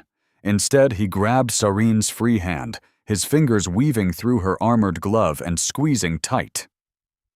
"My name is Jonah Cade," he yelled, his eyes boring into hers. "And your name is Sarenval. You are not a code. You saved my life. Come back to me." The warmth of his hand, the genuine fear and belief in his voice. It was like a wrecking ball smashing into the gray walls of her conditioning. Varesh's words were a command, but Jonah's words were the truth. Saren took a sharp, gasping breath, and the gray world flooded with color again. The fire inside her roared back to life. Varesh lunged with the lance, but Saren didn't freeze this time. She twisted. The weapon seared a line across her arm, but missed the bone. With a sound of pure, untamed rage, Saren slammed her forehead into the bridge of Varesh's nose. There was a sickening crunch. He stumbled back, blinded by pain.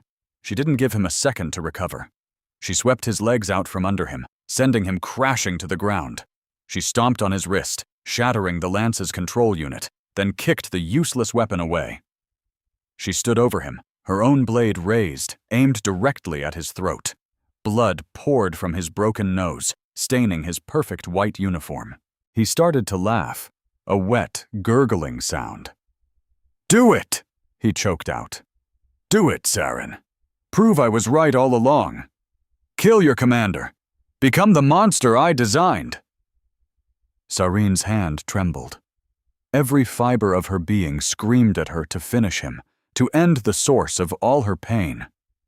She glanced from the tip of her sword to Jonah. He was just watching, silent. He wasn't telling her what to do. He was trusting her to choose.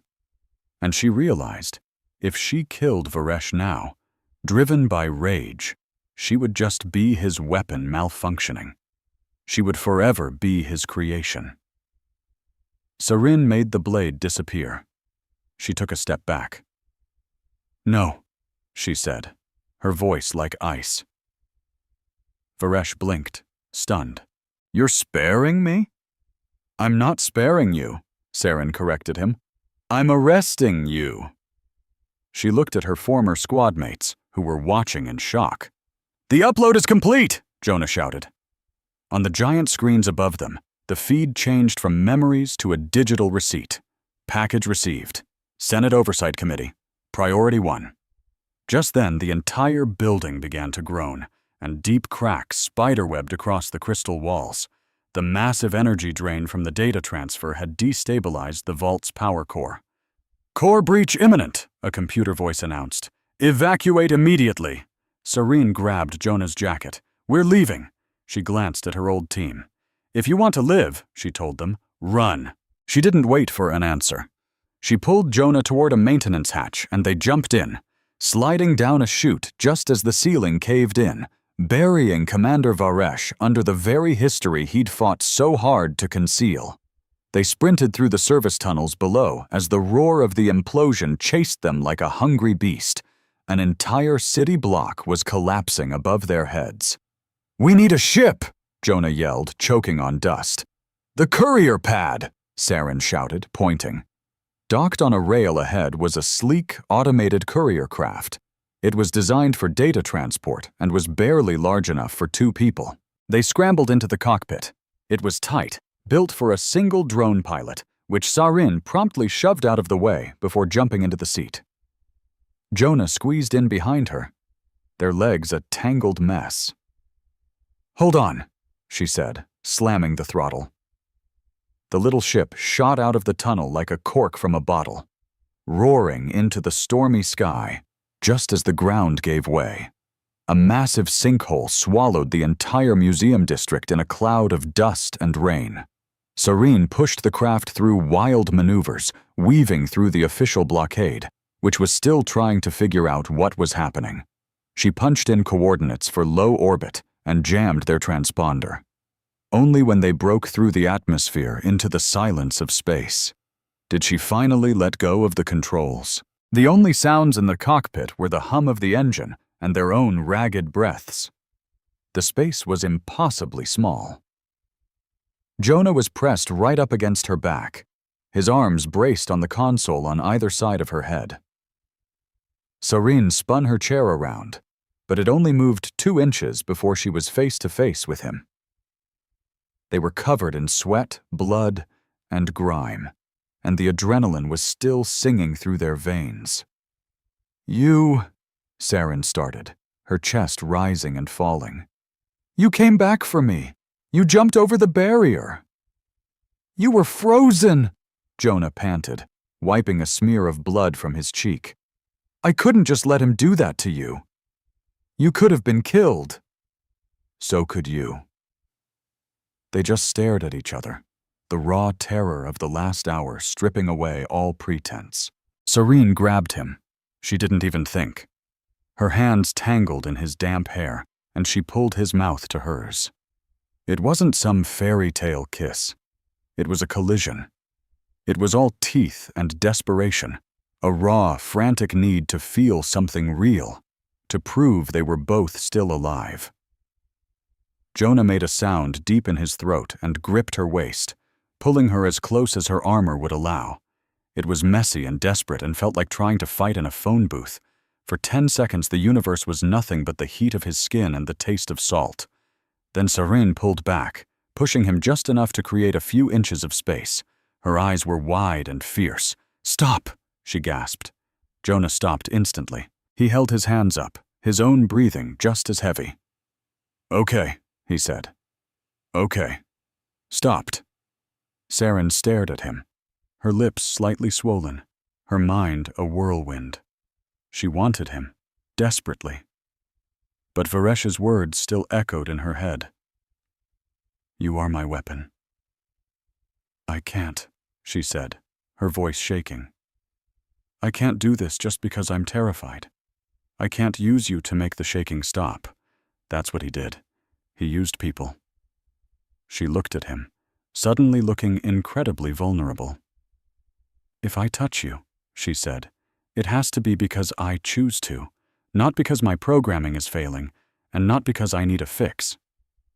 Jonah looked at her, and his own hand was trembling as he gently tucked a piece of her hair behind her ear. "I don't want to be a drug, Saren," he said softly, "and I don't want your panic. I want you. The real you. The one who makes her own choices." He leaned back, creating a sliver of respectful distance between them in the tiny space. "So we wait," he said, "until we're not bleeding, until the noise in our heads stops." Serene gave a slow nod, taking a deep breath to steady her hands. "Agreed," she whispered. She turned back to the control panel, her fingers flying across the screens, pulling up navigation charts. "So where are we going?" Jonah asked, his voice almost back to normal. "Anywhere but here," Saren said. Just then, a notification lit up the comms screen. It was a broadcast going out across the entire Dominion. A bold red banner scrolled across the display. "Priority alert. Traitor identified. Lieutenant Saranval. Status: excommunicated. Accomplice: Jonah Cade. Status: bioterror artifact. Bounty: 100 million credits, dead or alive. Warning: citizen caught aiding these fugitives will be summarily executed." Serene stared at the screen. Her face, her real face, the one Varesh had tried to bury forever, was now being shown to the entire solar system. Jonah let out a low whistle. 100 million. I guess that means we won. Sarin pushed the lever for the hyperdrive, and the stars outside stretched into brilliant lines of light. "No," she said, her eyes fixed on the new horizon. "It means we've just begun." For the first time in 10 years, Sarin was completely exposed, and her hands wouldn't stop shaking. It wasn't fear. It was the feeling of air on her skin without the familiar weight of armor. As their stolen courier ship clanked into the magnetic docks of Zenith Prime, the crown jewel of the Dominion's occupation, she felt naked. This orbital station, a glittering ring above a bruised and broken Earth, was a place where war was just a number on a stock ticker. Sarin was drowning in a stolen gray maintenance tunic, a stark contrast to the soldier she used to be. Can two people, stripped of everything, bring an entire empire to its knees? Stick around and find out. The recycled air of the cockpit felt ice-cold against her bare arms. Even the old scar on her shoulder, a jagged reminder of the target on her back, seemed to burn under the cheap fabric. "We're docked," she said, her voice strained. "The station system has us logged as a garbage hauler, here to deliver recycled bio-waste." From behind her, Jonah adjusted the collar on a mechanic's jumpsuit that was comically oversized. "I tweaked the transponder codes," he said, his eyes glued to the camera feeds. "Bio-waste. How lovely. Still, I guess it's better than our official title, the 2 most wanted fugitives in the galaxy." 100 million credits, Sarin corrected him, her voice flat. "That's the going rate. We're not people anymore, Jonah. We're winning lottery tickets." Moving to the airlock, she double-checked the primitive slug-thrower pistol hidden in her waistband. It was loud and messy, but it would punch right through the energy shields the station guards used. "Stick to the plan," she ordered, turning to face him. "We find Senator Milake, we hand him the data vault, and we let him expose General Varesh to the High Council. In and out." "And we try to blend in," Jonah added, "which means you need to drop your shoulders. You walk like you're about to kick down a door." "I'm always about to kick down a door," Sarin retorted. "It's a way of life." She sucked in a breath, forced a little tension from her shoulders, and hit the button to open the airlock. The hiss of the door revealed a world that smelled of lavender and ozone. They stepped into a service corridor that was cleaner than any hospital she'd ever seen. The pristine white walls and mirror-polished floors felt like an assault after the grit and ruin of the cities they'd left behind on Earth. As they merged with the flow of workers and droids, Sarin felt dangerously visible without her helmet. Every face was a potential threat, every sound a possible alarm. "Jonah," she whispered as they neared a checkpoint. "I think the situation calls for us to, chill." Jonah nearly choked. He shot her a look of pure horror. "Please," he begged in a whisper, "never ever say that again. You sound like an undercover cop trying to bust a high school party." "I'm using casual slang to appear non-threatening," she defended, feeling her cheeks grow warm. "I heard Unit 7 say it." "Unit 7 is dead," Jonah reminded her dryly. "Probably for saying chill right before a firefight. Just walk. Try to look bored. All workers are bored." They took a public lift, a glass tube that shot them up toward the Senate district in the station's upper ring. As they ascended, the breathtaking curve of the blue and white Earth unfolded below them, a beautiful world held captive. The upper ring was another universe entirely. The floors were marble, and the air itself felt rich, almost decadent. Here, elegant Dominion senators in flowing robes mingled with human collaborators in sharp suits and even sharper, desperate smiles. Sarin and Jonah had ducked into a restroom to change, swapping their worker grays for formal clothes they'd lifted from a dry-cleaning drone. Sarin now wore a severe midnight blue gown that hid her pistol but left her back exposed, concealing the scar on her arm. Jonah was dressed in the stiff, formal uniform of a servant, designed to make him invisible. "Senator Milake is hosting a fundraiser gala in the observation rotunda," Jonah murmured, reading from a stolen datapad. "For the Pacification Fund," Sarin snorted. "Pacification, right. I guess bullets aren't free." The entrance was flanked by Dominion shade troopers in full ceremonial armor. Sarin's heart hammered against her ribs. These weren't regular guards. These were the elite. They could probably smell her fear. "Smile," she ordered Jonah through gritted teeth, linking her arm with his. "You're my attendant. I'm some spoiled governor's daughter. If they question us, you look scared of me, not them." "That shouldn't be too difficult," Jonah muttered under his breath. She strode toward the guards with an air of absolute bored entitlement. A trooper gave her a once-over as the scanner registered her biosignature, which Jonah had scrambled to read as a generic noblewoman. He stepped aside. Inside, the gala was an attack on the senses. The entire rotunda was a dome of transparent metal, with a glass floor that looked straight down on the planet. The guests were literally walking on top of the world they were busy exploiting, sipping shimmering blue wine. She saw generals who had ordered cities to be glassed from orbit, now laughing with the human CEOs who had built their bombs. It was the friendly, smiling face of pure evil. "There," Jonah whispered, nodding toward an ice sculpture. 10 o'clock. Senator Milik, an older alien with slate-gray skin and surprisingly kind eyes, was standing near a massive sculpture of a Dominion warship carved from frozen nitrogen. He was nodding sympathetically at a group of human diplomats. "He seems reasonable," Sarin observed. "Intel said he was against the Memory Act and thinks Varesh is a monster." "Intel also said you were a mindless killing machine," Jonah said quietly. "Let's get proof before we trust anyone." As they moved through the crowd, Sarin grabbed a glass of wine to complete her disguise. Passing a group of Dominion officers, she overheard her own designation. "Such a shame about the V unit," one officer said, swirling his drink. "A beautiful prototype, but fundamentally flawed." The other officer replied, "Varesh always did value looks over function. A weapon shouldn't look like a woman. It makes the inventory reports confusing." Sarin's hand tightened on the wine glass, the delicate stem groaning under the pressure. To them, she wasn't a hero or a traitor. She was a broken appliance, a faulty piece of equipment that had messed up their quarterly reports. "Easy." Jonah's voice was a low whisper as his hand grazed her back, a small touch that pulled her back from the edge. "Don't let them get to you." "You're not what they made you," he said.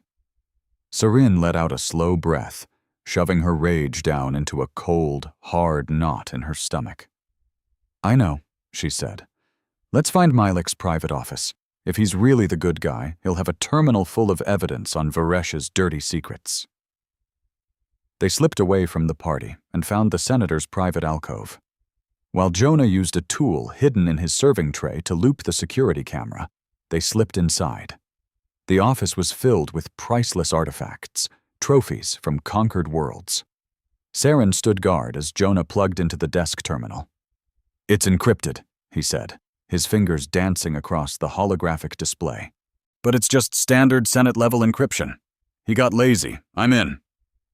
He began sifting through files, and Sarin watched his face, saw the exact moment the hope drained out of him. He froze, his skin turning pale. "What is it?" she asked, moving to his side. "He's not the opposition," Jonah whispered, his voice cracking. "Sarin, he's not fighting Varesh. He's competing with him." He pulled up a schematic of a planet-wide neural network. It was titled Project Silence. "Look at the project lead," Jonah said, pointing. "Milik didn't fight the memory wipe program. He helped design it. His only argument with Varesh is over the budget, not the morality." Sarin scanned the project files. Target demographics included human leaders, their own infantry, and civilian dissidents. A cold dread washed over her. "It's a caste system," she breathed. "They're not just planning to mind-wipe soldiers. They're going after governors, teachers, parents. They want to manufacture consent," Jonah said, his voice hollow. "No more rebellion, no more fighting back. Just a permanent, chemically enforced peace where everyone is happy because they've been programmed to forget what it feels like to be sad." The room started to spin. This was the peace she had once killed for. It wasn't a better world. It was a lobotomy for an entire species. "We have to go," Sarin said, grabbing his arm. "We can't give him our data. He won't use it to expose Varesh. He'll use it to blackmail him for a bigger piece of the pie." Just as they turned to leave, the door chimed. Someone was about to enter. "The balcony," Sarin hissed.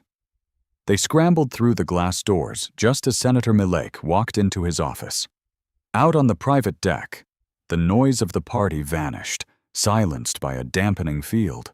The only light came from the stars above and the soft glow of the earth below. The air was still and cold. Sarin gripped the railing, staring down at the silent, swirling clouds of her home world. She felt completely and utterly empty. "There are no good guys, Jonah," she said softly. "There are no good guys left." "Varesh and Milek. They're two heads of the same snake, just running different ends of the slaughterhouse."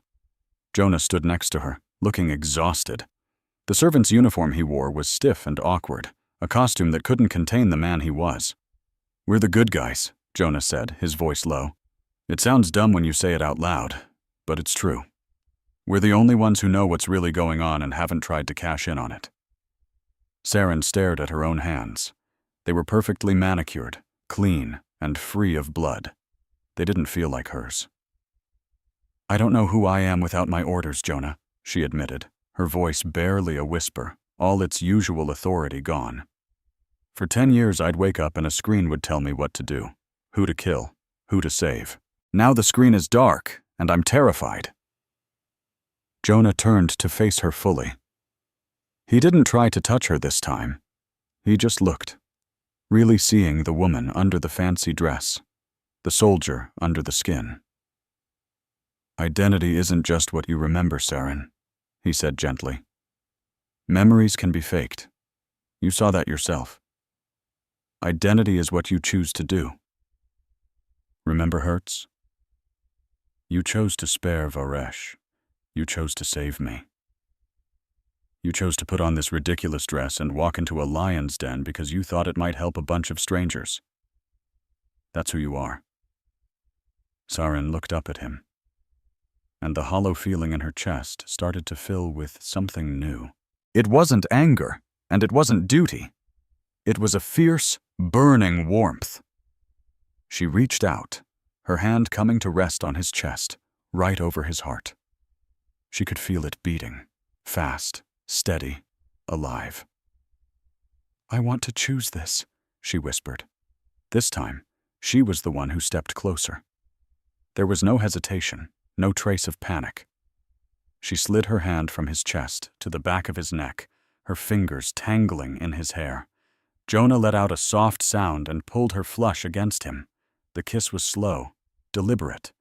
It was both a question and an answer, tasting of wine and fear and the undeniable reality of that single moment. Sarin melted into him, her body molding to his. For a soldier who'd only ever known physical contact as combat or first aid, this was a revelation. This wasn't about control. It was about letting go. It was about being wanted, not as a weapon, but as a person. Her fingers traced the seam of his tunic, hungry for the simple texture of him. Jonah's hands roamed over the silk of her dress, gentle but possessive, discovering the curves her armor always concealed. "You're real," she breathed against his lips. "So are you," he answered. They broke apart, breathing heavily, resting their foreheads together. The intimacy was overwhelming, like a raw nerve exposed to the wind. In that instant, Sarin felt a wave of fierce protectiveness. She would burn the entire station to ash before she let anyone hurt him. "Well," a voice drawled from the doorway, "this certainly complicates things." Sarin spun, her hand instantly diving for the pistol hidden in her dress. Senator Mick stood in the open doorway, and he wasn't by himself. 6 shade troopers flanked him, their weapons already raised. They were holding paralysis rifles, silent, fast, and impossible to dodge. "I wouldn't," Mick said with a pleasant smile, holding up a hand. "My security grid flagged your fake biometrics the second you stepped into my office. I was just curious to see what you'd do." Sarin ran the odds in a split second. 6 targets at 10 meters. Her pistol had 12 rounds. She could take down 3 of them before the paralysis beams got her, but Jonah was right in the line of fire. She moved, positioning her body to shield him. "Let him go," Sarin ordered, her voice dropping into that cold, commanding tone. "I'm the one you want. I'm the asset. He's just a civilian." Mick chuckled as he strolled onto the balcony, swirling a glass of blue wine. "Oh, Lieutenant, you really haven't been following the market trends. You're a deprecated model. Varesh has already put in an order for the new line of Halo units. But Mr. Cade?" He glanced at Jonah with a predatory gleam in his eye. "A human who can naturally interface with the Lattice? A natural translator? He's the rarest thing in this entire sector. Varesh wants him dead, true, but I think I can find a much more profitable use for his brain. Once we strip out that pesky personality, of course." "Run," Sarin whispered to Jonah. Before Jonah could even react, the troopers fired. It wasn't a lethal shot, but a net of crackling, energized plasma. It wrapped around both Sarin and Jonah, instantly locking up their muscles and sending them crashing to the floor in a tangled heap of limbs and silk. Sarin fought against the paralysis, her mind screaming orders that her body couldn't follow. She watched, helpless, as the troopers hauled Jonah to his feet.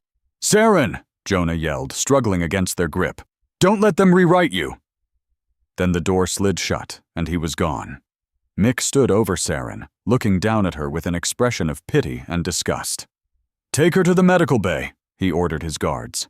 "We need to see if there's anything salvageable left in that skull of hers before we sell her back to the commander." The medical bay was blindingly white, sterile, and smelled of antiseptic and deceit. Sarin found herself strapped to a vertical surgical table. The paralysis had faded, replaced by the cold, biting reality of Durasteel restraints. Mick stood at a nearby console, tapping in commands as a large robotic arm, tipped with a neural interface needle, hovered over Sarin's head. "I have a proposition for you, Lieutenant," Mick said without turning around. Sarin strained against the restraints. Maglocked. Brute force wasn't an option. "Go to hell," she spat. Mick turned. "Varesh is on his way. He'll be here in 1 hour. When he arrives, he's going to execute you. Publicly. Painfully. He needs to make an example of you," he said, stepping closer. "But I can offer you an alternative. I can perform a localized reset. We wipe the last 48 hours. We erase the memory of the Echo Vault, and we erase the memory of the human. We restore your loyalty settings to their factory defaults." "And then what?" Sarin asked, her eyes narrowing. "And then," Mick said, "I hand you back to Varesh as a recovered asset. I'll tell him you were kidnapped and drugged by an insurgent. You get to go back to being a Halo. You get to survive." "And Jonah?" Sarin asked. Mick shrugged. "The human will be... process said. But you won't remember him, so it won't hurt you. It's a kindness, really." Sarin looked at the needle. It was the same machine that had unmade her 10 years ago. It was offering her oblivion. It was offering an end to the pain, the comfort of just being a tool again. But then she remembered the observation deck. She remembered Jonah's words. "Identity is what you choose." She looked at Mick. She just needed to get him close to that console. "Okay," Sarin said, her voice soft. Mick paused. "Excuse me?" "I said okay," Sarin repeated, forcing a tremor of fear into her voice. "I don't want to die. I don't want to remember any of this. Please, just make it stop." Mick smiled, the smug smile of a man who knows everyone has a price. "A wise choice, Lieutenant." He walked over to the table to prep the interface. He leaned in close, checking her pupil dilation. "Hold still," he murmured. "This will only sting for a moment."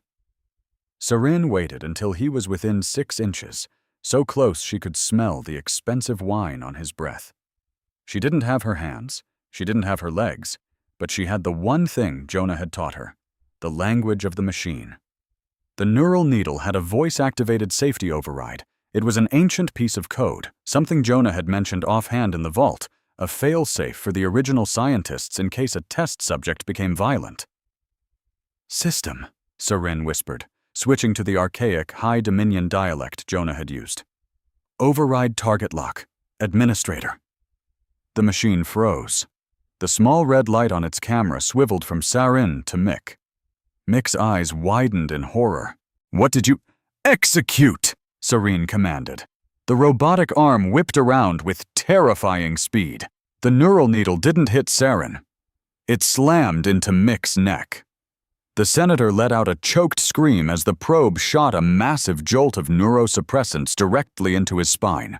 He collapsed to the floor, twitching, his eyes rolling back in his head. "Release restraints!"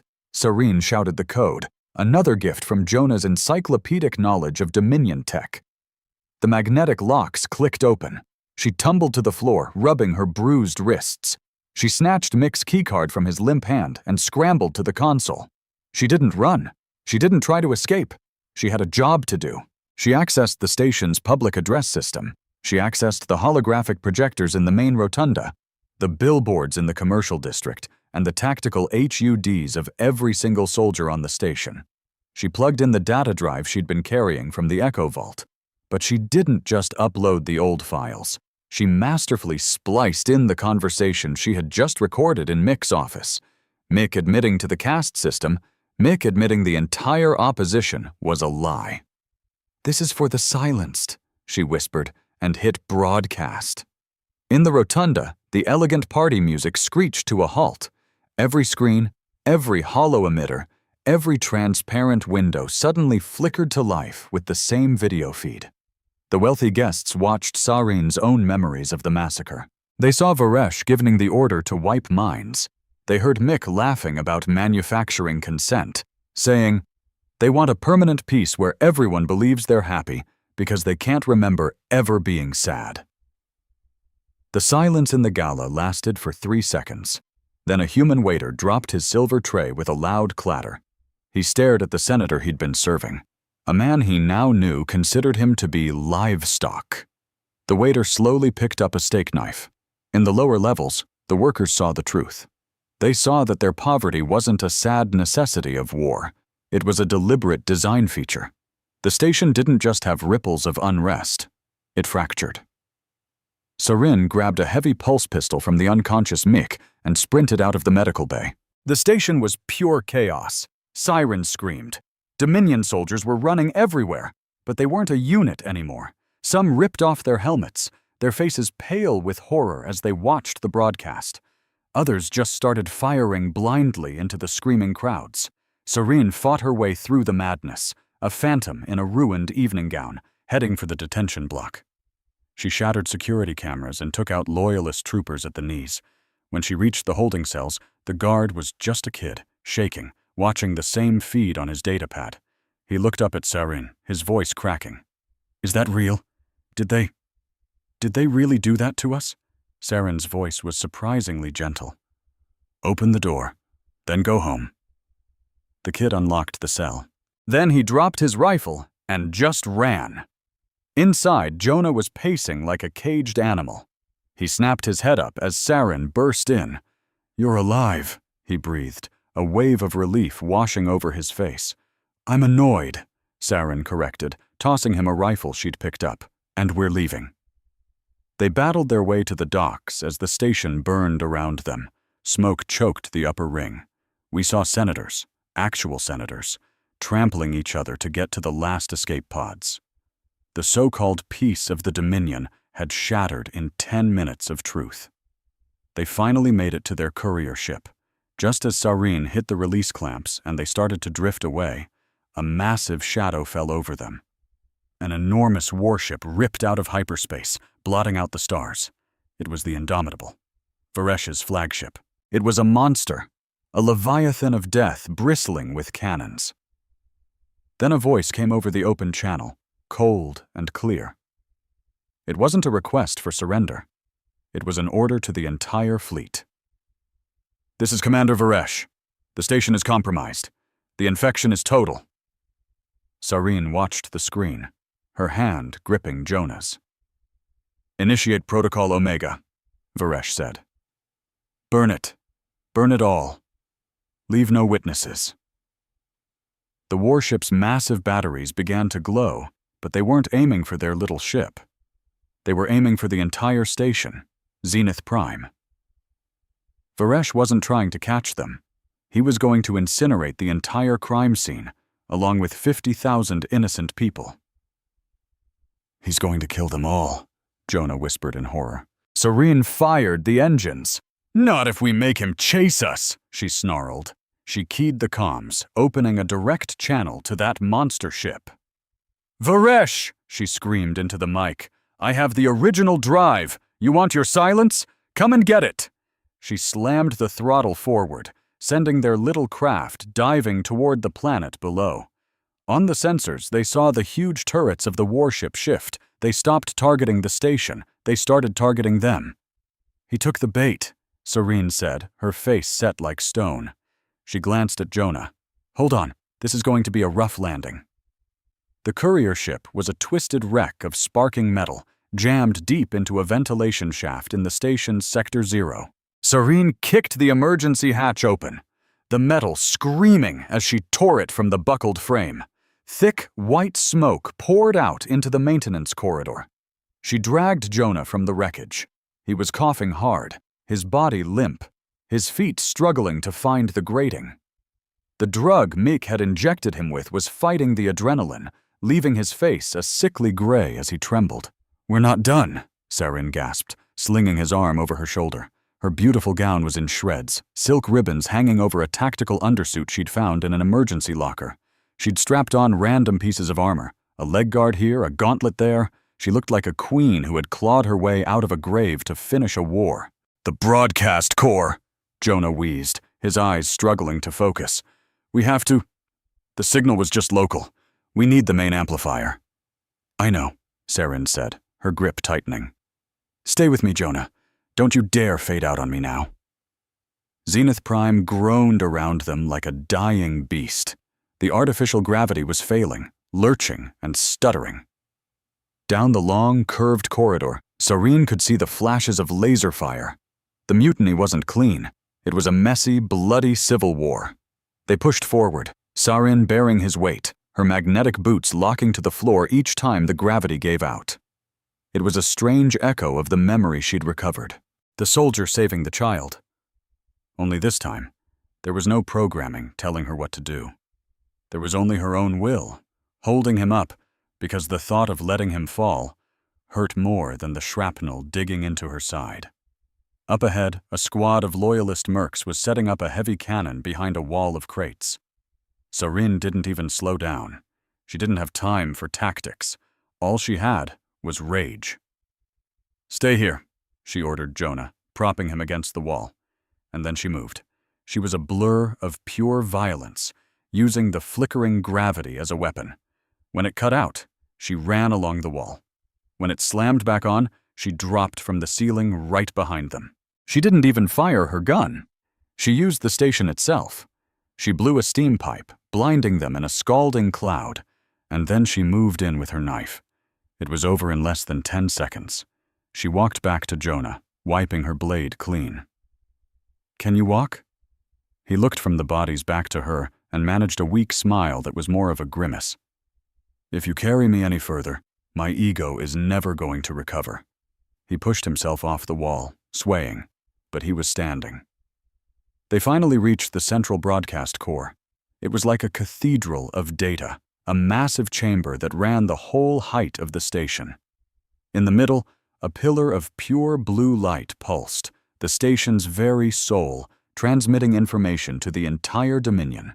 "This is it," Jonah said, stumbling toward a console. If I can patch the drive into the root directory here, it becomes permanent. The truth gets written into the operating system of every ship, every datapad, every school computer in the sector. They can never erase it. Do it, Serene said, turning to guard the massive blast doors. I'll hold them off. The doors hissed open. Serene raised her rifle, but she paused. Commander Varesh stood there, all alone. He looked perfect, untouched by the smoke, the blood, the chaos. His white armor gleamed, and his crimson cape settled around his feet like a pool of fresh blood. He walked calmly into the room, his hands empty and open. "Serene," he said. His voice was warm, the voice of a father welcoming home a lost child. "You look tired." "I'm not tired," Serene said, her rifle aimed squarely at his head.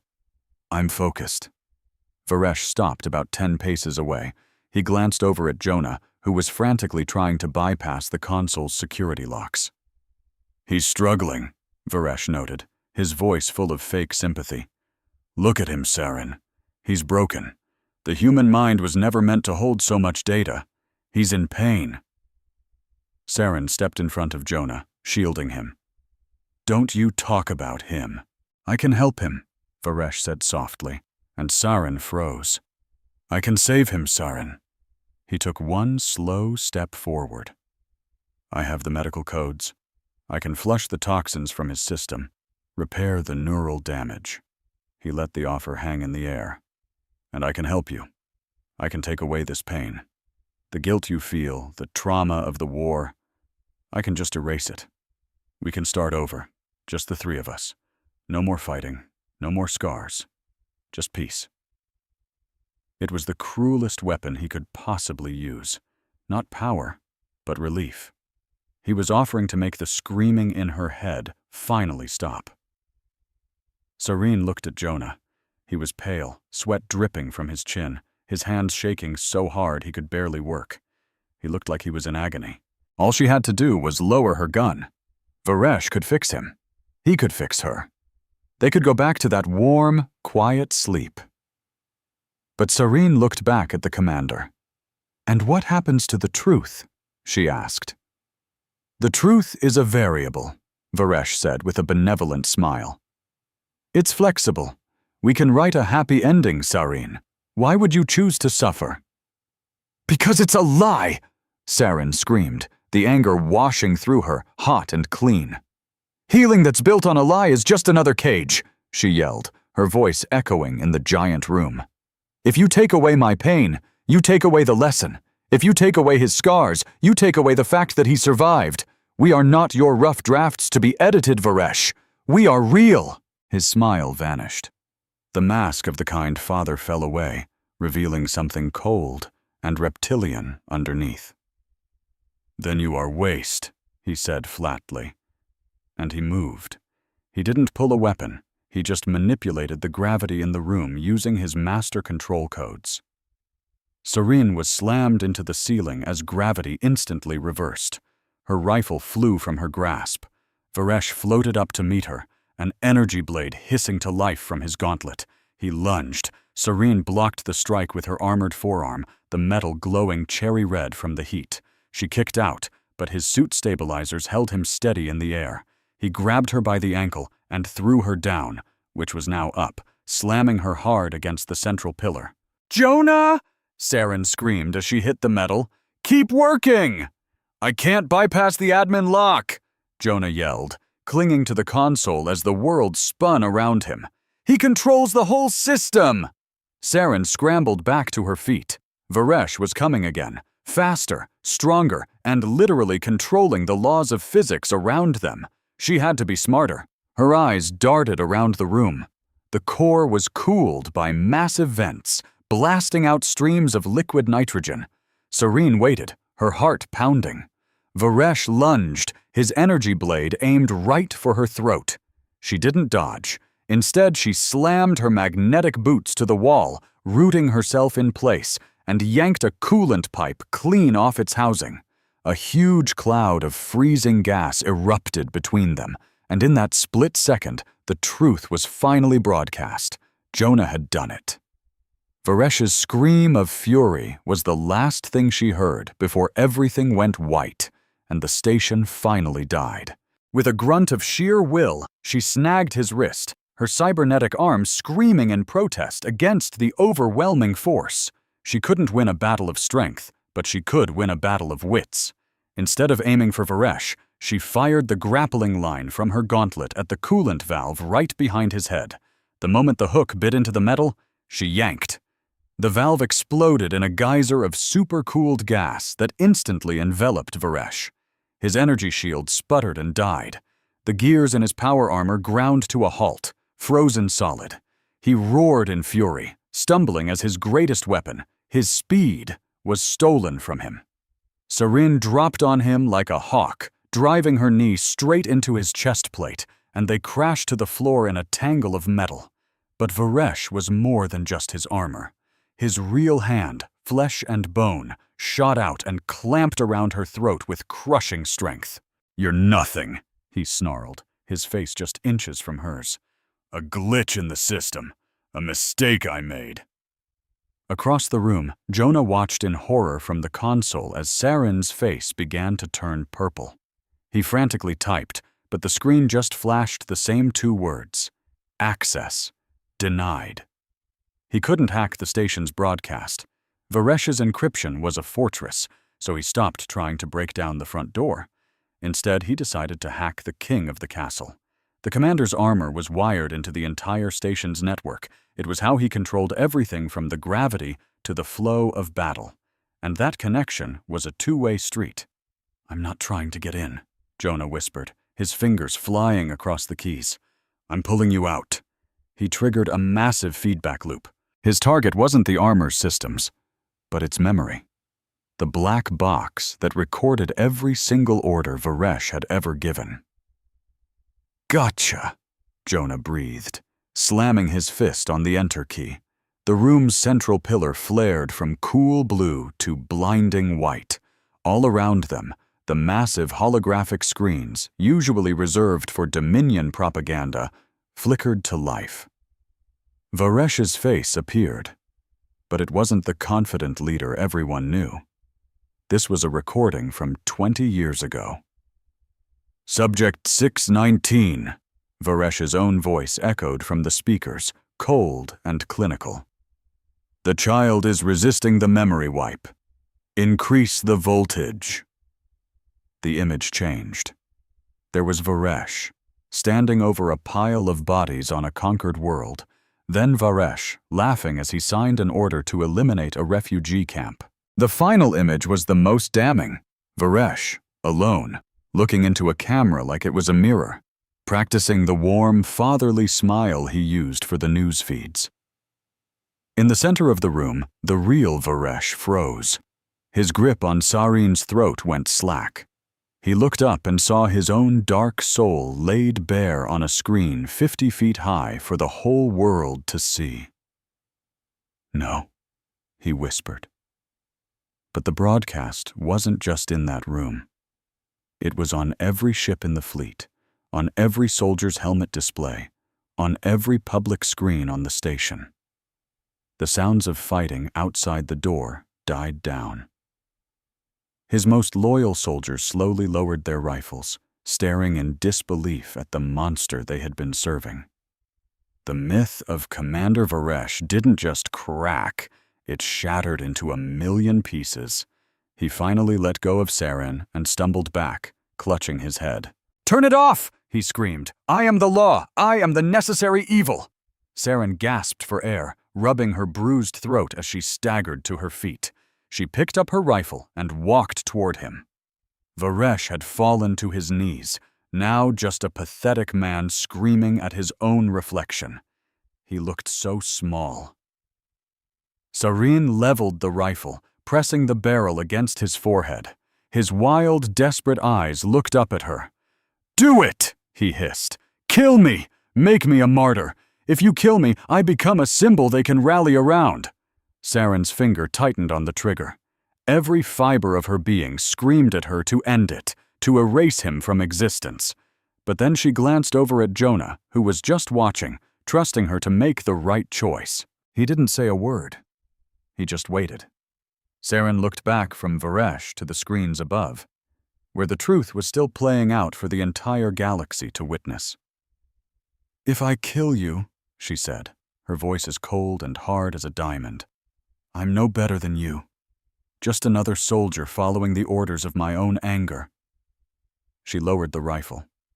Then she switched her comms to the general broadcast frequency.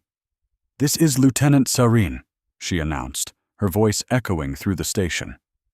"I am arresting Commander Varesh for crimes against every living species in the Dominion. He is to be taken into custody alive." She looked down at the broken man at her feet. "You don't get to be a martyr," she whispered. "You get to be a defendant. You get to stand trial and explain to everyone why you murdered children. You get to be forgotten." She swung the butt of her rifle, and he crumpled to the floor, unconscious. Moments later, 2 of Varesh's own elite troopers entered the room. They looked from Sarin to their fallen commander, then back to her. "Take him," she ordered. For a second they hesitated, then slowly they gave her a salute, not the rigid salute of the Dominion, but a simple, respectful nod. They dragged Varesh's body away. Sarin finally let the rifle clatter to the floor as her legs gave out. But before she could hit the ground, Jonah was there, catching her, sliding down with her until they were both sitting against the console, surrounded by the quiet hum of the truth being broadcast to the stars. "We did it," Jonah whispered, his head resting on her shoulder. Sarin closed her eyes. "We survived," she corrected him. "There's a difference." The aftermath wasn't a victory parade. It was 6 months of chaos. Without Varesh's iron fist, the Dominion Council collapsed, with senators turning on each other like sharks. The evidence they had released sparked rebellions on a dozen worlds. Almost overnight, Earth went from being occupied territory to a negotiated zone, simply because the Dominion fleets were too busy putting down their own mutinies to maintain a blockade. A new tribunal was formed. It was messy, complicated, and bureaucratic. But it was a start. 3 months after Varesh's fall, Sarin stood in a quiet hallway in the rebuilt archives on Earth. It smelled like rain and old paper, a scent she was surprised to find she loved. She was wearing simple civilian clothes and felt strangely exposed without her armor. Jonah was nearby, working on a server rack. He looked healthier, the dark circles under his eyes finally gone. He smiled when he saw her. "Hey," he said, wiping grease from his hands. "You're early. The new recruits don't show up for another hour." "I wanted to see you," Sarin admitted, walking closer. There was an unspoken question hanging in the air between them, something they hadn't had a chance to address while the galaxy was busy tearing itself apart. Jonah leaned back against the server. "So the tribunal officially cleared my record. I'm a free man." Sarin nodded.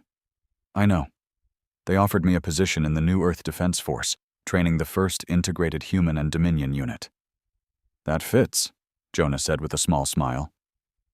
"You were always a teacher, Sarin, even when you were just shouting at me to run faster." Sarin looked down at her hands and took a deep breath. "I need to show you something," she said. She reached for the hem of her sweater. Jonah tensed for a second, but he held her gaze. Sarin pulled the sweater over her head. Underneath, she wore a simple tank top, leaving her shoulders and arms bare. The scars were all there. The fractured eye symbol Varesh had carved into her skin, the silvery lines from plasma burns, the faint surgical scars where her cybernetics had been installed. She just stood there, letting him see all of it, the roadmap of her pain.